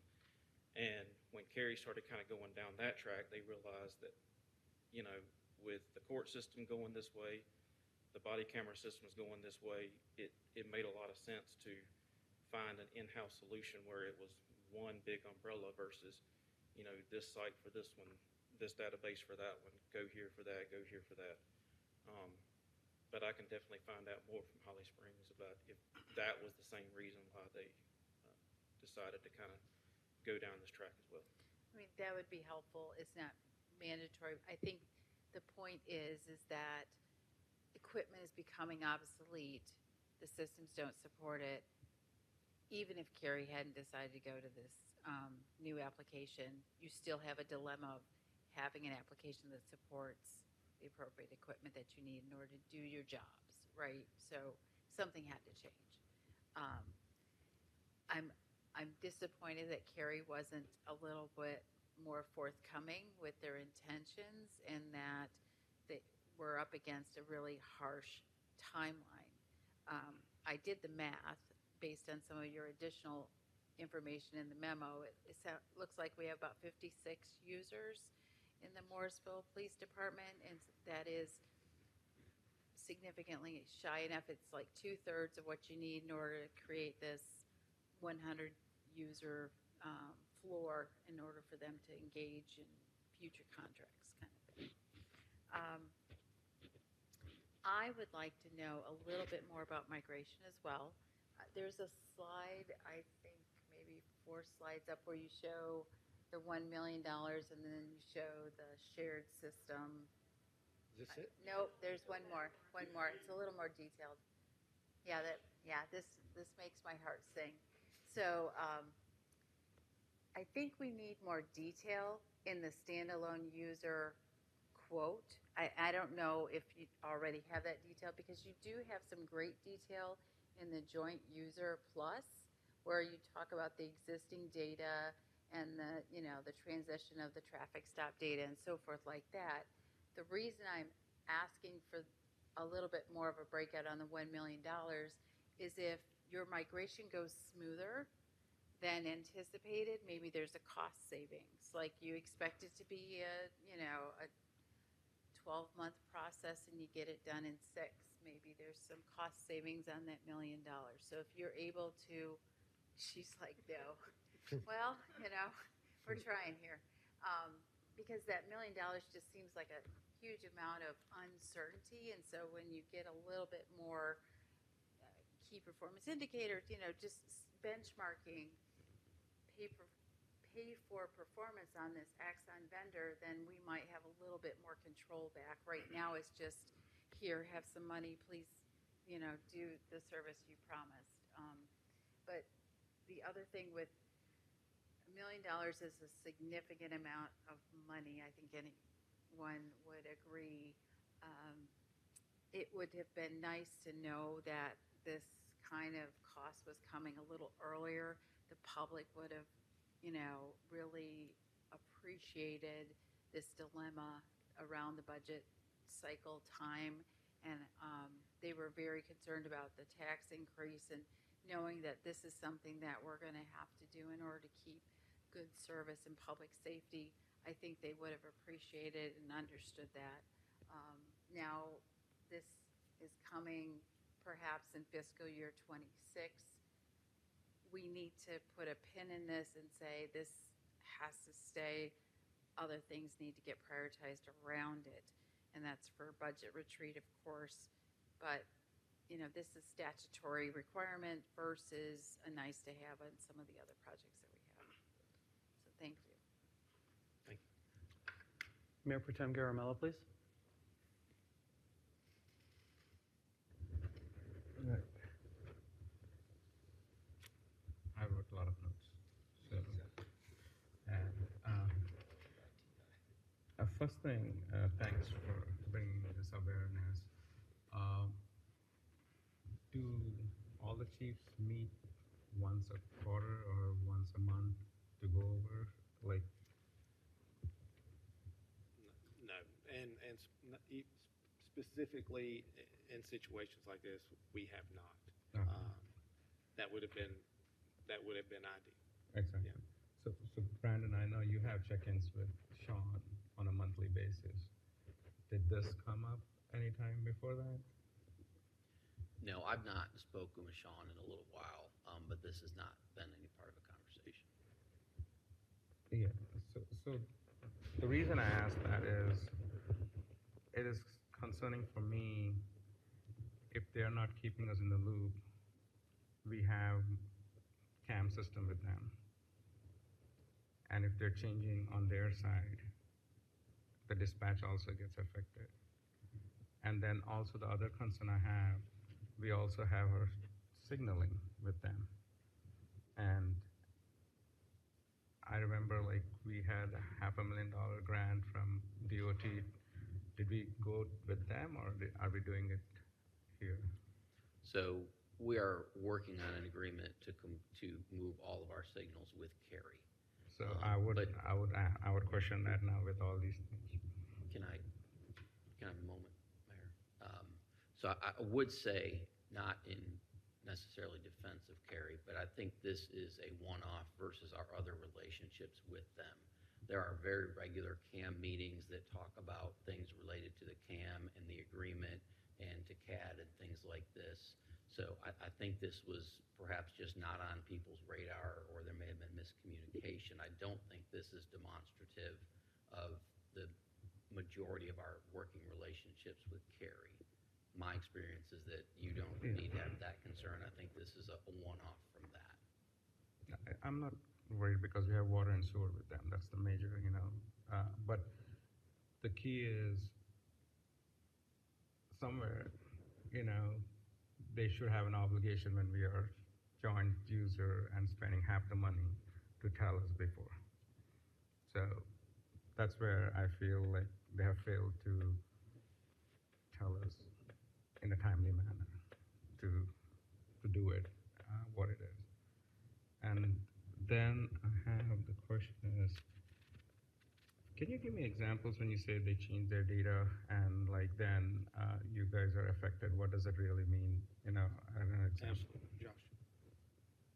So I'll give you one brief example. When we first went to Cary, the way we report domestic violence crimes, we break it down into an assault or a non-assault. So a non-assault would just be a married couple or parent and child, dating relationship, something like that, having a verbal argument. And we always coded that as a domestic violence non-assault. So it would just indicate in our system that we responded out there because, and the reason that's important, if you go out there for 12, non-assault domestic calls in a 10-month period, that gives us a clue that, hey, something's going on here. And then that kind of leads us down some different tracks to try to get some help for these people. And then all of a sudden you have multiple assaults. So you can see that build up. When we first went to Cary says, well, we don't report that way. So what we had to do was change our process to where now any domestic non-assault call was coded as a calls for service. And that gets lumped in with all other calls for service. We go help the fire department, get a kid that's lost, or go help a citizen with something else. That gets listed as a calls for service. So when you're running stats at the end of the year, or you're trying to look for patterns and trends of domestic violence, we can't do that as easily by just going and pulling the domestic violence code. And then more recently, they actually did away with that code, calls for service, altogether. And so then Tanaja was trying to run some data and realized, I can't find this. And so that's when she called over there, and that's kind of what led us down the track of finding all this other stuff out is, they said, oh yeah, we decided we're doing away with that. So while our data is not technically fully lost, we lose the ability to find it.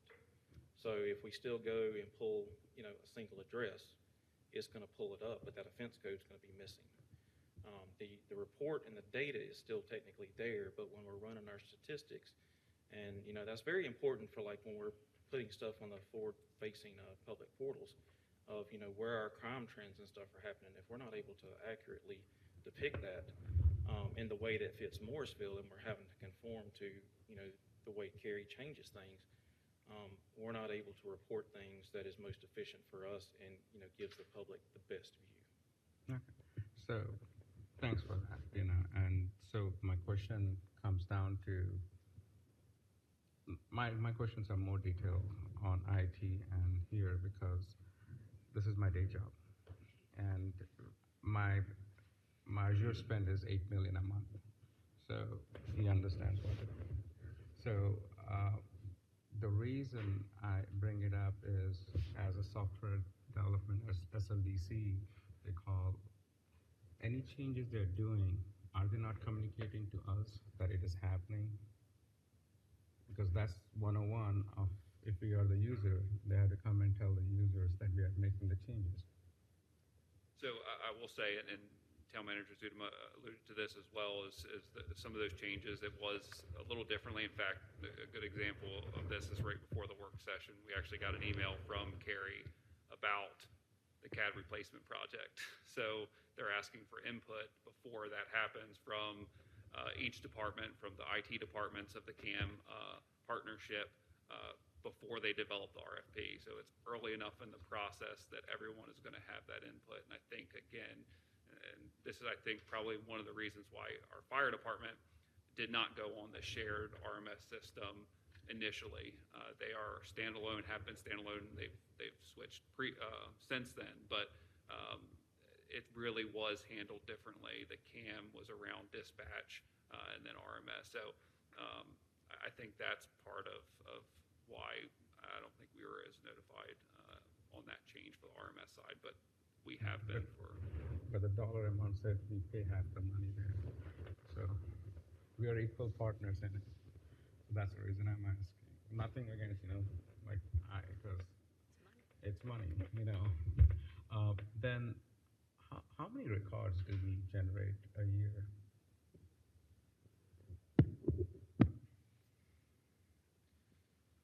I have to get you an exact answer, but it's usually between 2,000 and 3,000 RMS records a year that we produce. Okay. And so my question goes back to you in regards to what is their DI strategy?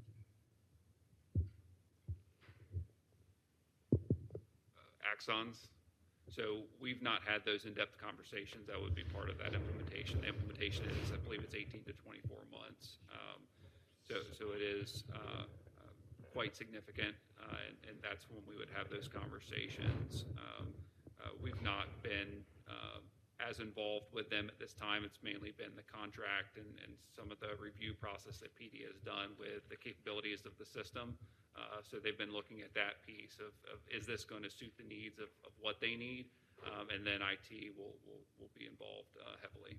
So in your professional opinion, you're saying that you have not really gone through a full analysis of this data.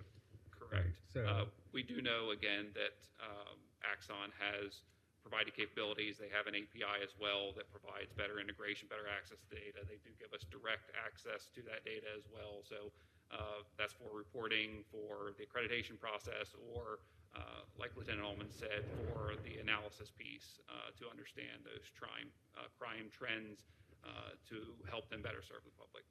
So you don't know if they're on Azure or Amazon? Correct. Now, we have not had any conversation technology to technology at this time. So the chief, like when you said you had done your research based on Apex and Holly Springs and others, did they talk about IT, or did you just basically looking from your pieces of how it is? Okay, got it. And so let me go back before 2018 when we were standalone. No, we were with Wake County. Exactly, I remember that. So, but you also said we were standalone Before 2012. Oh, before 2012. Okay. What is Carey using now? Oh, no, not Carey, like Wake County using now. I don't know who Wake They County are still with Central Square. Central Square. The same platform that we left Wake County with Central Square. Well, it's been bought out several times, but it's the same platform. We just moved from agency to agency, and they're still with that. They're still with Central Square. So it's not like Central Square is obsolete. Right. The reason because there are other towns in Wake County using Central Square. Because one of the ideas I got it, like, okay, Carey is leaving, fine, let them go. If we use Central Square, then So we can't do that. So if we want to stay with Central Square, we have to do this exact same process for Central Square. Okay. And how much data do we have in this? Like, are we talking about how many years of data are we transferring here? Because it's only 6,000 records a year. Yeah, So, I think when it was transferred to Carey system, it was from 2012, what you all had in Wake County's information, I believe.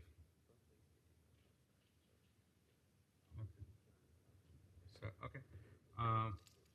So the bottom line, I go back to what Vicky is saying, this migration is not a big migration, to be honest, in my scope of how we do things. We have petabytes of data. If it is like a million rows, a million data, it's like not a whole lot, or 2 million. So, To clarify your earlier question, when you asked how many records, so Lieutenant answered that with how many reports we generate, it was 2,000 to 3,000 a year. But there's over 55,000 calls for service records annually. So 55,000 calls that have some sort of data. They may not turn into incident report, but all of that data would have to be but migrated. that is all dispatch data, right? It is already with CAN. Some of it's with CAM, but it's also into the records management system for us to do data Okay. analysis. Okay. And then to do those things, as we were talking about, to look at the calls for service, the trends, the response, and those kind of things. So CAD and RMS overlap in some ways, but the RMS data is what the Morrisville Police Department did with that particular incident on that day. Okay. I was just looking up, Axon is publicly traded company, and their stocks are pretty high up. They're pretty much doubled in the last 2 years. So my fear, using the example of Motorola that you said, what is a guarantee tomorrow they can do a price jack? Like saying, okay, my subscription is $2 million, so we are stuck, right? So has there been any kind of a price lock that has been negotiated?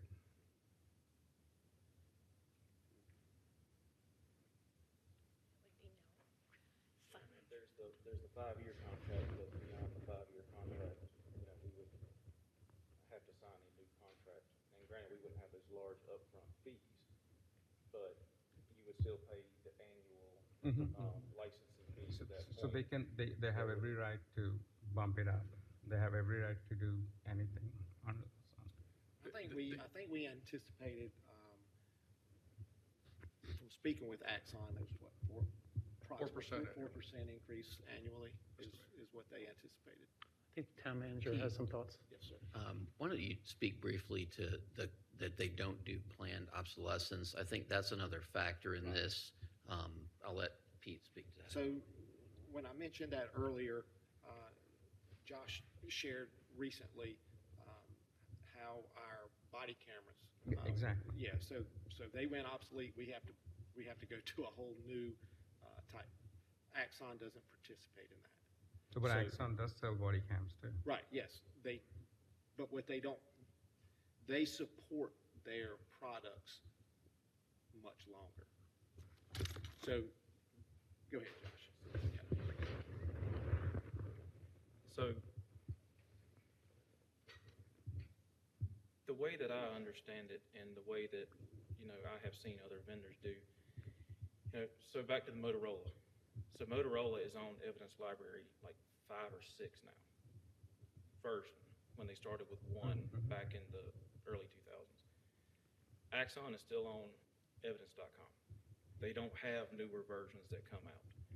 Everything that they build upon is built into their current version. So every time they do an upgrade to their RMS system, we get that upgrade free of charge because it is included in that. They still support one of their very first TASER models, which was over 12 years ago. You can still get parts for it. You can still purchase it today. And it is still fully integrated into all of their TASERs are fully integrated into evidence.com.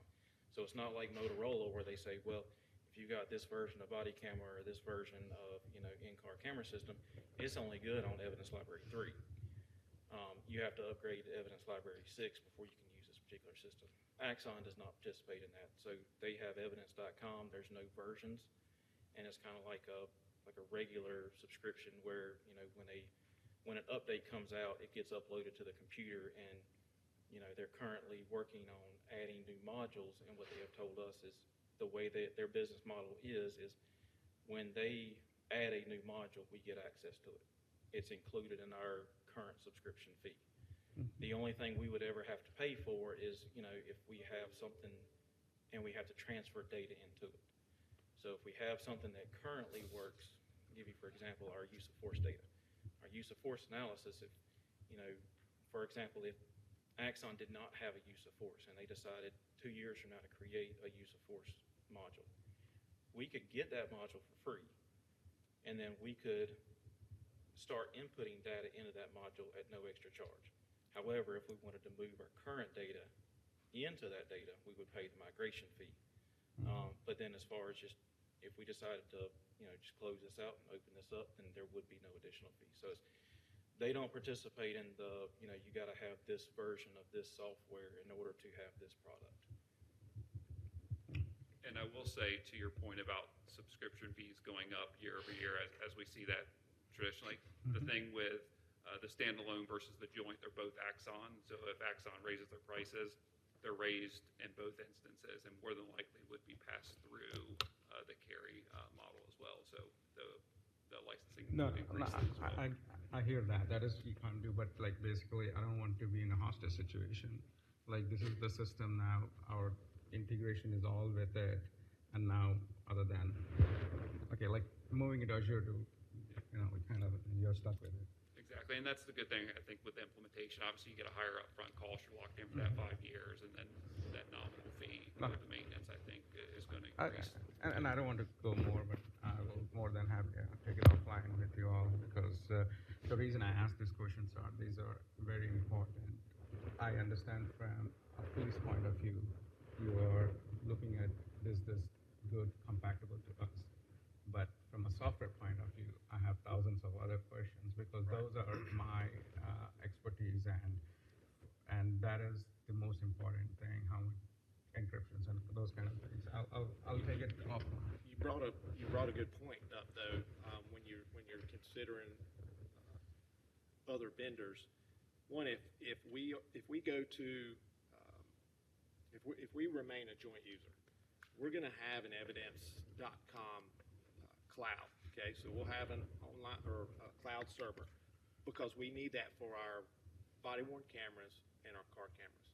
Then we would be paying additional fees to carry for our data on their cloud server.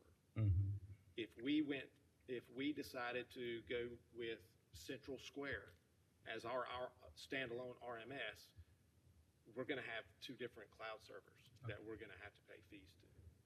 By considering Axon as RMS and our camera systems, you have one. Thank you. And the reason I'm asking, this is very informative. The slides don't talk about this, Right. but this is much more information. And coming to the budget, Jeannie, how are we planning to do this? Yes, I understand you can pay over 2 years, but as Vicky and others are saying, is it a forward loan that we're going to take from the next budget, or how is that? Because you remember we did the EV cars or something, we got an opportunity to buy, I think, EV police cars or something. I think Jeff mentioned, remember, he got some EV cars, EV SUVs or something. Yeah, he was able to locate some cars. I mean, I'll let Jeannie or Byron also jump in, but I think, initially what we're talking about is encumbering it through fund balance, because we need to encumber that when we sign a contract. So we would encumber the full $1,074,000, wherever that ends up with. But again, we don't pay anything until this is implemented. So the first payment would not be at the earliest until FY 2026. So as we start budget discussions, we can have conversations about how do we evaluate this as a need. And I think Councilmember Scroggins Johnson alluded to this earlier. How does this fit in with other priorities in the given year, understanding that at that point, this would have to be funded. We have to have an RMS. And then how are we comparing that? And then I think, even on an annual basis, we could have that conversation about how does it compare with priorities. We may also, some of that might end up coming out of fund balance. That might be a decision you make in an annual budget, depending on where we are on any given year. And again, we have up until 5 years.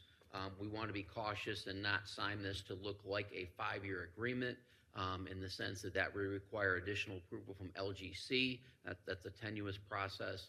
So if we, and this is not trying to hide anything, this is just it is what it is. And if we don't do it for 5 years or more, then we wouldn't be required to go LGC. So we could work it out where perhaps we funded it over 4 years, or whatever that might look like, that I think would handle that approach. So we do have options as to how it gets funded, and to look at that on an annual basis, starting in 26. So in my layman term, right now it's just signing the contract.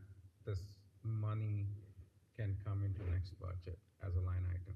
Correct. We do need to show, we will have to show Yeah, that's fine. that $1 million as Yeah. encumbered. Yeah, those are And fine. so that would You're change just- what your fund balance number looks like. But your we would not margin- spend that money until FY +26, and we would have a discussion as part of the budget, and perhaps even as soon as the retreat, of beginning to have those thoughts about what our priorities might be, what your focus areas might be, similar to what we did last year. And then we, of course, will start getting in revenue numbers and being able to figure out what that looks like, and begin to slowly paint more of that picture, same as we did last year. Okay, that's all. Thank you. Councilmember Rao, please. The question is, first of all, in your opinion, from the implementation perspective, 24 months, do we have the resources available? I mean, how much of a load would that be on our staff? Because a lot of times implementations take longer, require more resources in terms of the team that we have here. Yeah, I think a lot of that would be done through the Axon support team, the implementation team. So they So would provide, yeah. they should have that support. It really, I think, depends on also the conversation with our current partners. Cary still is a current partner of our existing system. So they have that data housed on their current system. So working through them on that migration process. Luckily, like Chief said, they're going with Axon as well. So they're having to go from their existing Central Square system and migrating data the same way. So it will be easily replicatable with each system. Yeah, and just a couple more questions. I'm just curious as to what's driving the immediate need to do this. I mean, I guess it's basically that Cary's going to change their direction, and we can't continue to do it the way we're doing it, right? Is that what's Cary is going to a new system regardless of what we do. okay? So being a joint user there, we have a choice to make. So we have to go to a new system. Okay. So do we go with Axon as a standalone? Do we go with Axon as a joint user? And you've seen the pros and cons of those. Or do we go to something completely different, which we could do? But the downside of that Yeah. greatly outweighs us following into a system that we now have an opportunity to combine some things, to have the one server, to have one platform that does multiple things, and then also works with the DA's office, which none of the other systems do, to the point that it saves our staff time and a tremendous amount of staff time. Well, you've answered my question. The reason I asked that is, why wouldn't we, when you're looking at software purchases or technology purchases, do an RFP and try to find out, obviously these are market-leading company, Axon, but as Mayor Pro Tem said, concerns about locking yourself into one vendor and they just increase the price on you, or it takes longer to implement. But obviously, you guys have done thinking of the advantages of using Axon in terms of what you just laid out. The other thing that's confusing to me, but I don't think we'll answer it today, is, we have so many different levels of government that, like we've got North Carolina Department of Public Safety. I wonder what they're using for their record management systems. We have DIT. A lot of times state agencies and even counties and cities can buy under existing state contracts, and they can procure better terms. So, he really got me thinking about it. The fact that we're not going to use Central Square, I guess we're not considering it. But if Wake County is using Central Square, why can't they work with other governments in the county to make sure that they're helping us negotiate better deals, rather than us having to go from paying $83,000 to $1 million over 5 years? Now, I don't know the answer to that, but it just seems to me very confusing that you've got the state, you got the county, and here we are at the 11th hour trying to say, well, we got to go, up the cost that much. To our knowledge, there is no state contract for records management There's no systems. state contract. No, we did look into that. There is not one currently that we're aware of. The state focuses on a different view of records management system. statewide systems that then interface with federal systems. That's their role in the system, and then they provide those services to us in other portals that are not necessarily a department's records management system. It's access to state databases, federal databases, and others. And then the county system is probably just dealing with their Wake County sheriffs and their officers for the county, but nothing collaborating with other local governments. And their system also has to do the records management part of the jail. And they're the only ones that do that. So that system is not something that we would need or would be replicable for a local police department.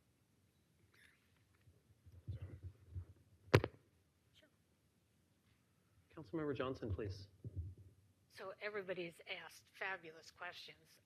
I guess I'll just repeat a couple of things. I was concerned about how obsolete this potentially could become in time, but I think you addressed that. I agree with the collaboration and best practices. It just seems like we should do some efficiencies in this space, which doesn't. It seems like everybody's out there fending for themselves, which is unfortunate. But I guess I want to make sure I heard something when, and I get the fact that you want ultimate control over your data so we can track what's important to us here in the town of Morrisville, and that you can pull the reports you need, and then, we and the citizens get the information that is good for us, and that's transparency. So I'm 100% behind all that.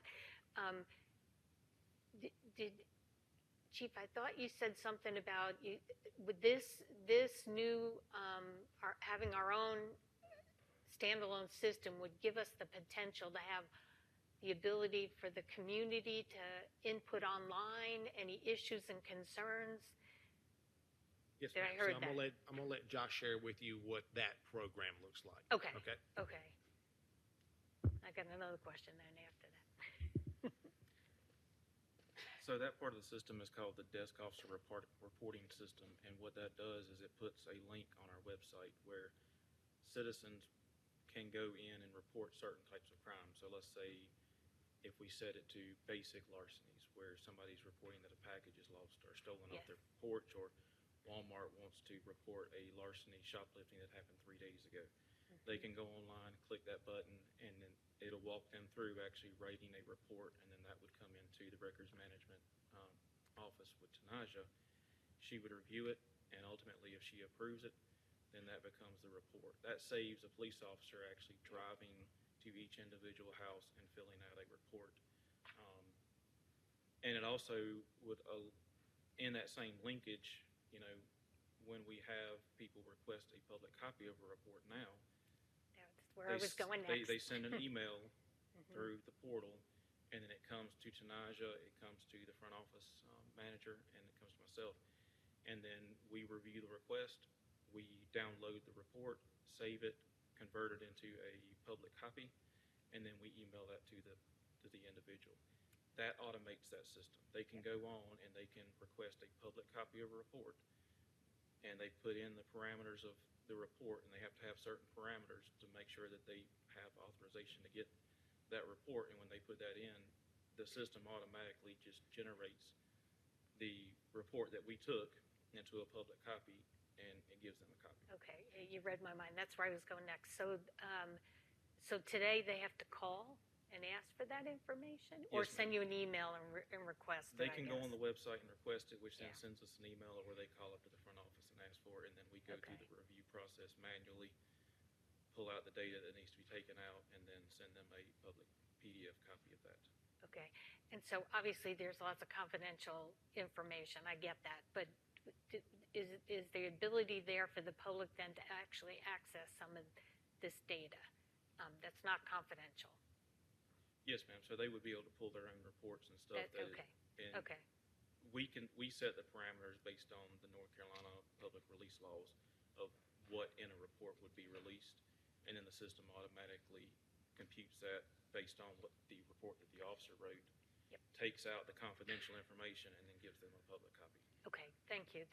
So what would really, I don't know that we need to do it now, or maybe others want this, but what really would be helpful when we go through a big thing like, because $1 million is not a small ask to a budget our size. It is pretty significant, and it will cause some angst when we all start looking at how we're going to find that $1 million that we have to, when we have to really write that check when it has to come out of the fund balance. So, or when, actually, I don't want it coming out of the fund balance. I get the idea that it needs to be earmarked right now as we enter into a contract, but we need to find that money somewhere. But what would really be helpful to justify such a big ask is to quantify the savings that we incur now.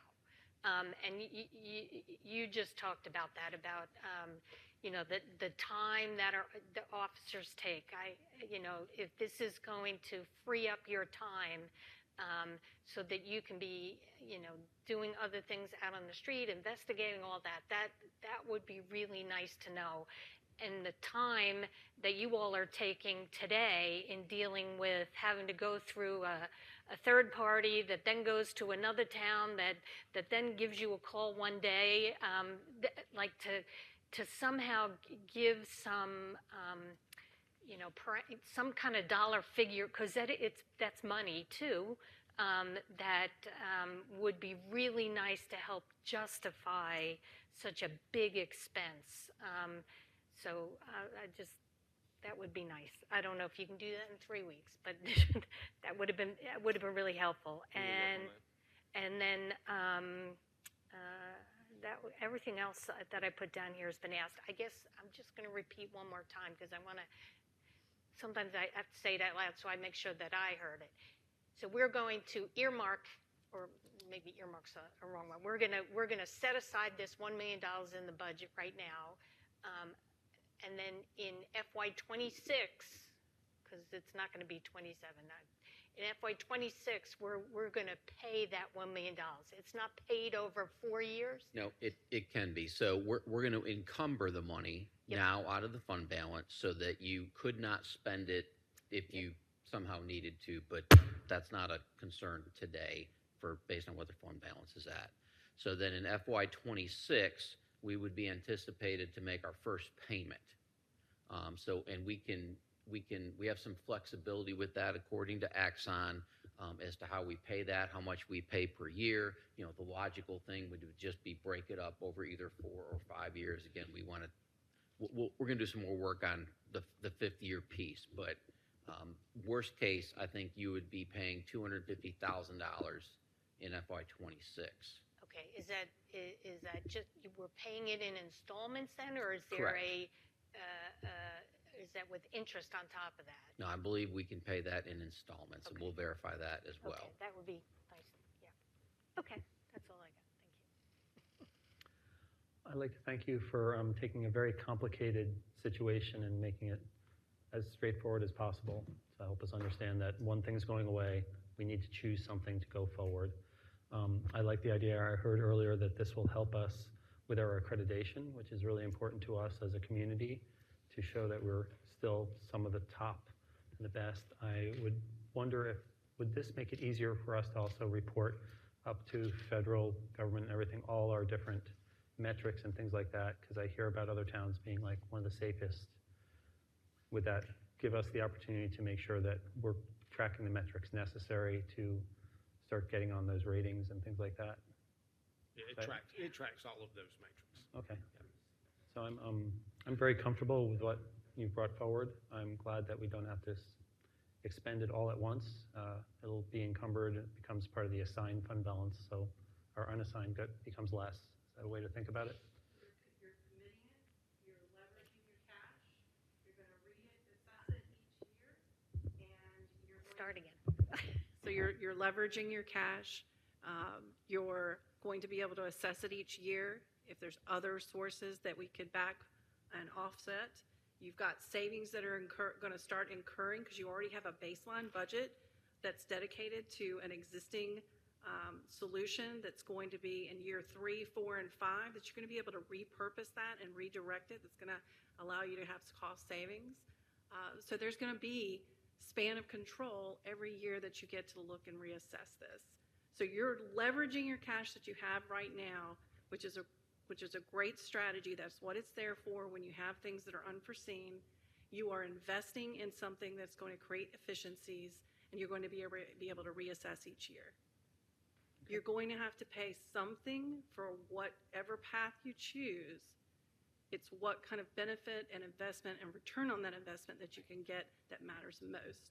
And in this case, what they're proposing is you get a better solution and a better fit for Morrisville based on what we've learned through our lessons learned that are going to work for this community better with that investment of $1 million that you can spread over 5 years. Thank you very much. I really appreciate how staff has brought together multiple departments to make sure that this goes smoothly going forward. So what you need from us at this time, if you go to that final slide, I think you're looking for consensus to bring something back at the November 12th regular meeting for a brief action on that at that time. Does anyone have any questions or concerns about staff doing that? Seems like everyone's okay with that moving forward as requested. Okay. So I do have to bring back a breakout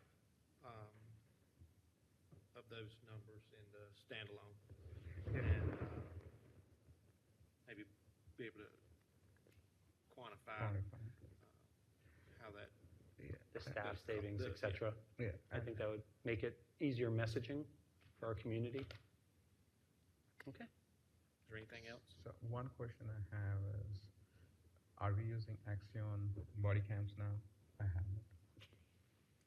The body cams. Yes, so that's the other project that we're currently working on. So is that already funded last year? Or? So we received the grant funding and current budget funding that we're using. Okay. And so they have that program going on, like if they decommission Axion cameras, then we are again useless. Like that's the reason I just wanted to ensure that it's a strong program they have. Right. Okay. Thank you. Do you need anything else from us, sir? Okay. Thank you very much. Appreciate it. Thank you. 8:18. Would we like a quick 10-minute break? Yes. Why don't we take a break? Let's please reconvene at 8:30.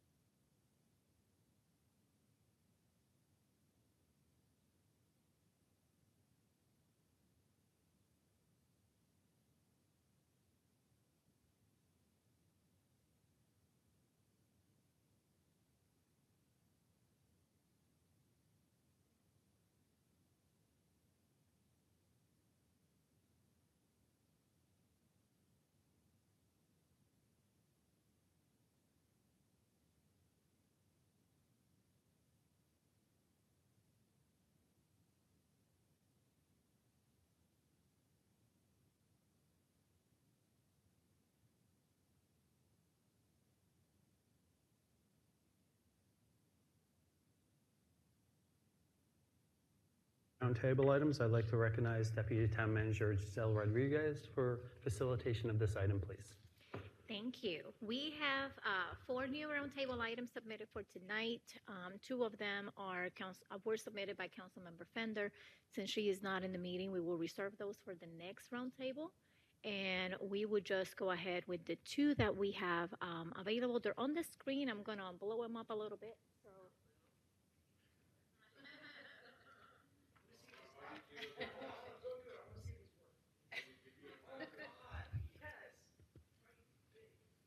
Okay. So the first one was submitted by Councilmember Rabati. So if you will introduce your item.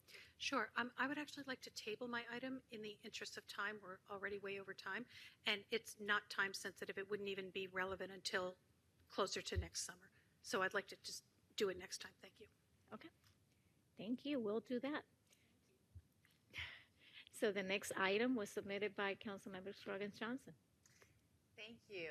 And I think I have the last item of the day, so I'll try to be efficient. My item is specifically about the Senior Center Holiday Luncheon. I've provided a lot of details in the application, but effectively, there is a fee for the holiday event this year, and there was a fee for the holiday event in previous years.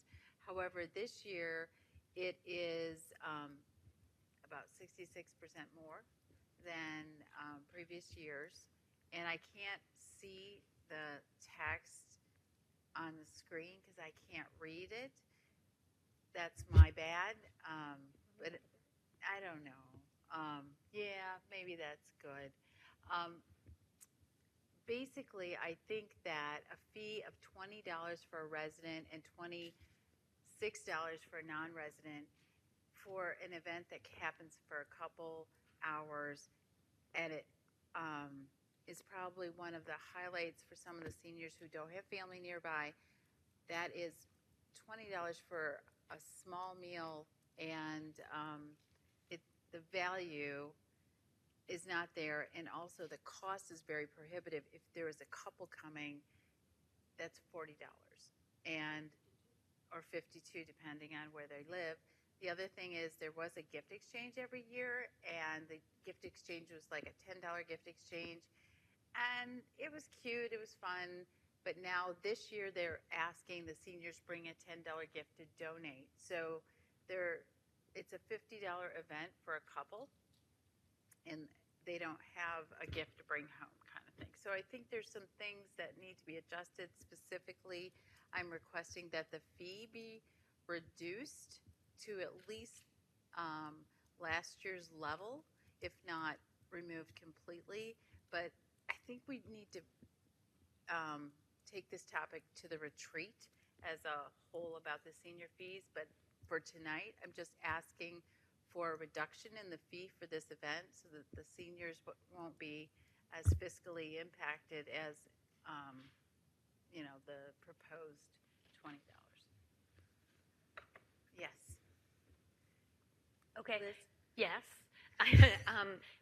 So I thought we were going to enter in a big discussion on cost recovery related to Parks and Rec. And so I agree. I think that's what you're saying. We need to have a bigger discussion about this. I would absolutely agree with that. And then I do think we can continue to charge what we did last year. I don't know that we have to increase it. So, because I figure the large increases for cost recovery, and let's all weigh into that. So yes. Thank you.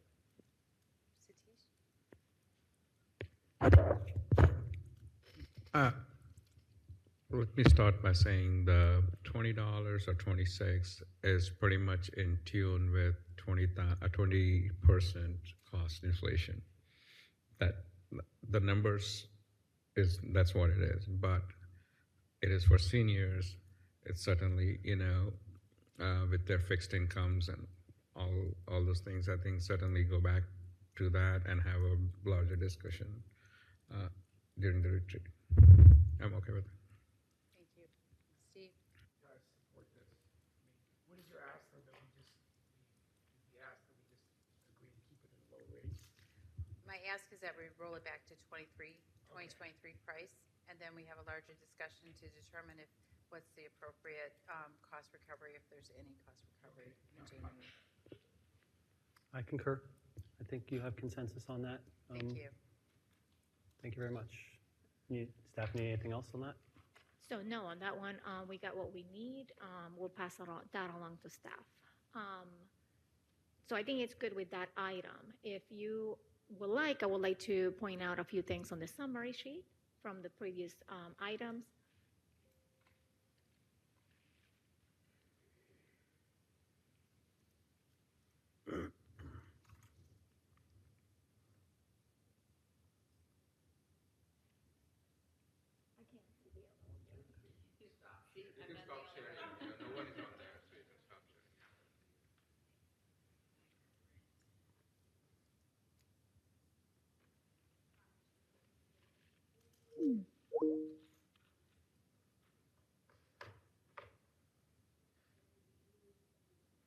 The other tab.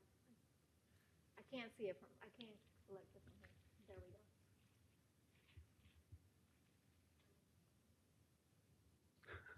Just sounds like That one, the tracking. The tracking.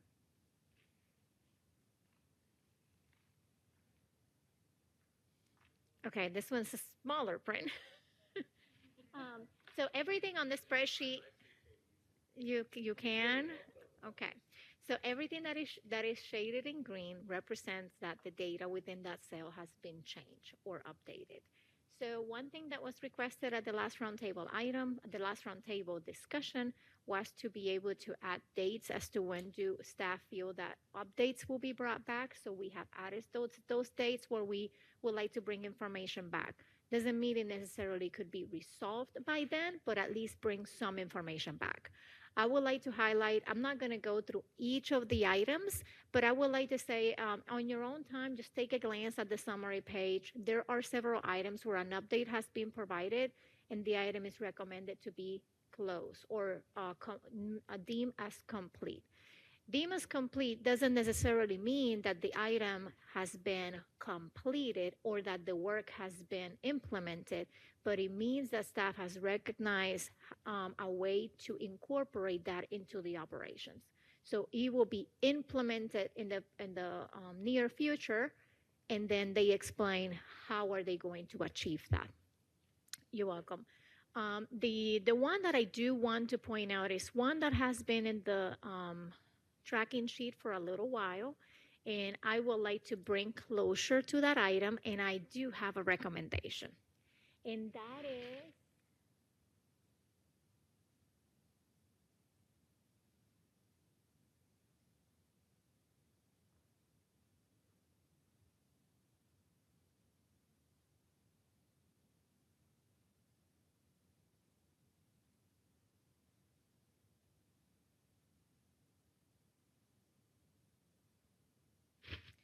is the employee appreciation. So council had expressed their desire to host a meal to recognize the efforts of staff. And some of the discussion that was mentioned was we could provide pizza, we could provide ice cream, and then council will come in and serve for staff so that staff didn't have to do the work, just as a sign of appreciation.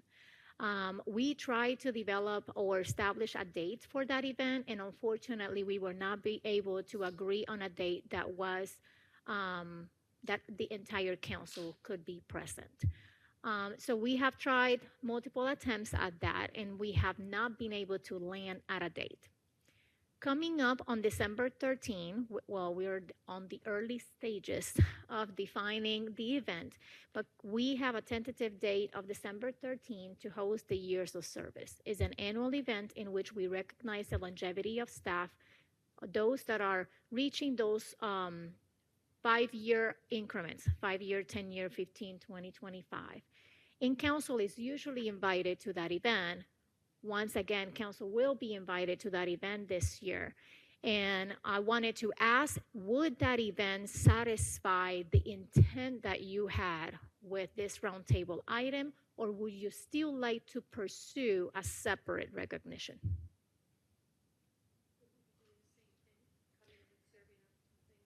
So for years of service, usually staff will plan the event.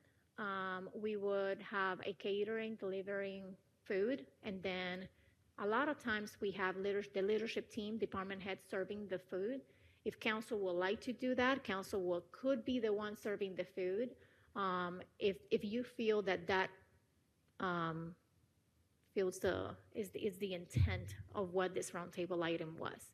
So it will be similar in the sense that you will have the opportunity to express your appreciation to staff. It will be slightly different in the sense that staff will plan the event and all the efforts that lead to it, unless council would like to consider a different approach. It will be usually around lunch, so we would do 11:30 to 1:30. I like the idea because I think it's a natural way that the staff is coming together, and we would be visible and also have access to staff to thank them.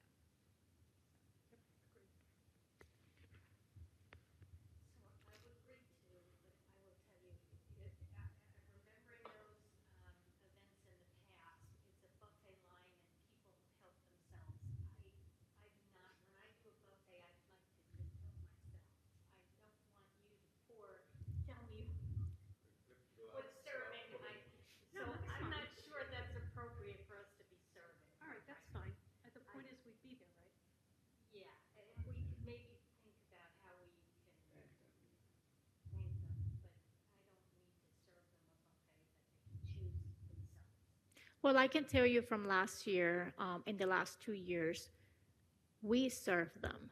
I think the way it used to be in the past, at some point, it was more of a potluck type of event, and we have moved away from potluck, and it's more of a catered event. So since we started with the catered event, senior leadership or the leadership team, department heads, will come to the line and serve them. That's the way. We did that last year at Fire Station 1. We had Georgina's for the catering. And the year before, we did it at Hope Community Church, and we did cater the event. I was there at that one, yes. And on that one, the catering staff served the food. Okay. Yeah. Okay. So we moved away from the buffet style, and they have been served for the last 2 years. Okay. All right. All right. Thank you for setting me straight. No, I just wanted to provide clarification. And if council will like to, I mean, the program could include the opportunity for you all to offer remarks. Again, I emphasize, if you feel that meets the intent for which this roundtable was introduced. I know we've tried to land on a date, and I am concerned that this item may remain on the spreadsheet and we will not land on a date. And I think if the intent was for you all to recognize staff, this will give you a good opportunity to be able to share those remarks and interact with staff as well.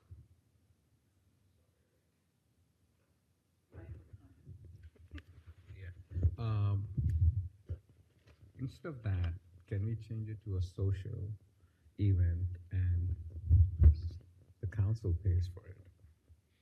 Because it's not town money. You can have a lot more options. We could consider that, but the reason why this roundtable item has remained on this spreadsheet as long as it has is because council has not been able to agree on a date to host the event. Right. And that has been the main challenge. But the social event is a different. Yeah, but don't forget, we also did not want to a social event would be in like the evening or after work, and we did not want to inconvenience staff. We, say, hey, we want to thank you, but oh, by the way, stay back even longer at work and stay away from your family even longer. Correct. And so I think that's why a lunch is perfect. Mm-hmm. I think a breakfast is fine too, but a lunch is perfect. And a free lunch is very well appreciated by staff. Right. That's right. So does that sound like a deal? Win-win. We can set on that one? Okay, well, perfect. Well, thank you for your time. The next roundtable item will be at our work session on November the 14th. Soon I will send you another email saying what the deadline is for your submissions. You can always enter submissions at any time 24/7.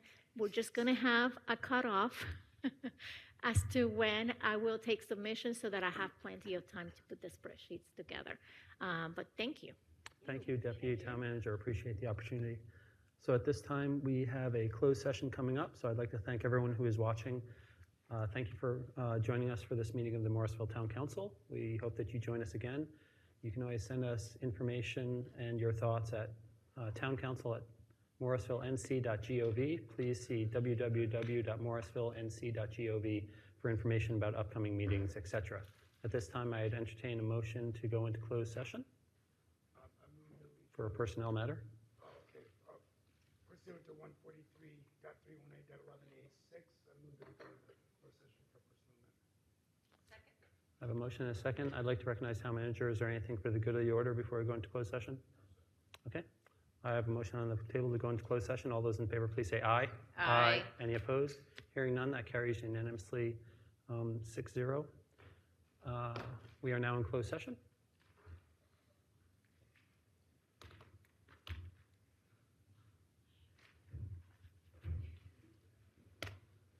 We don't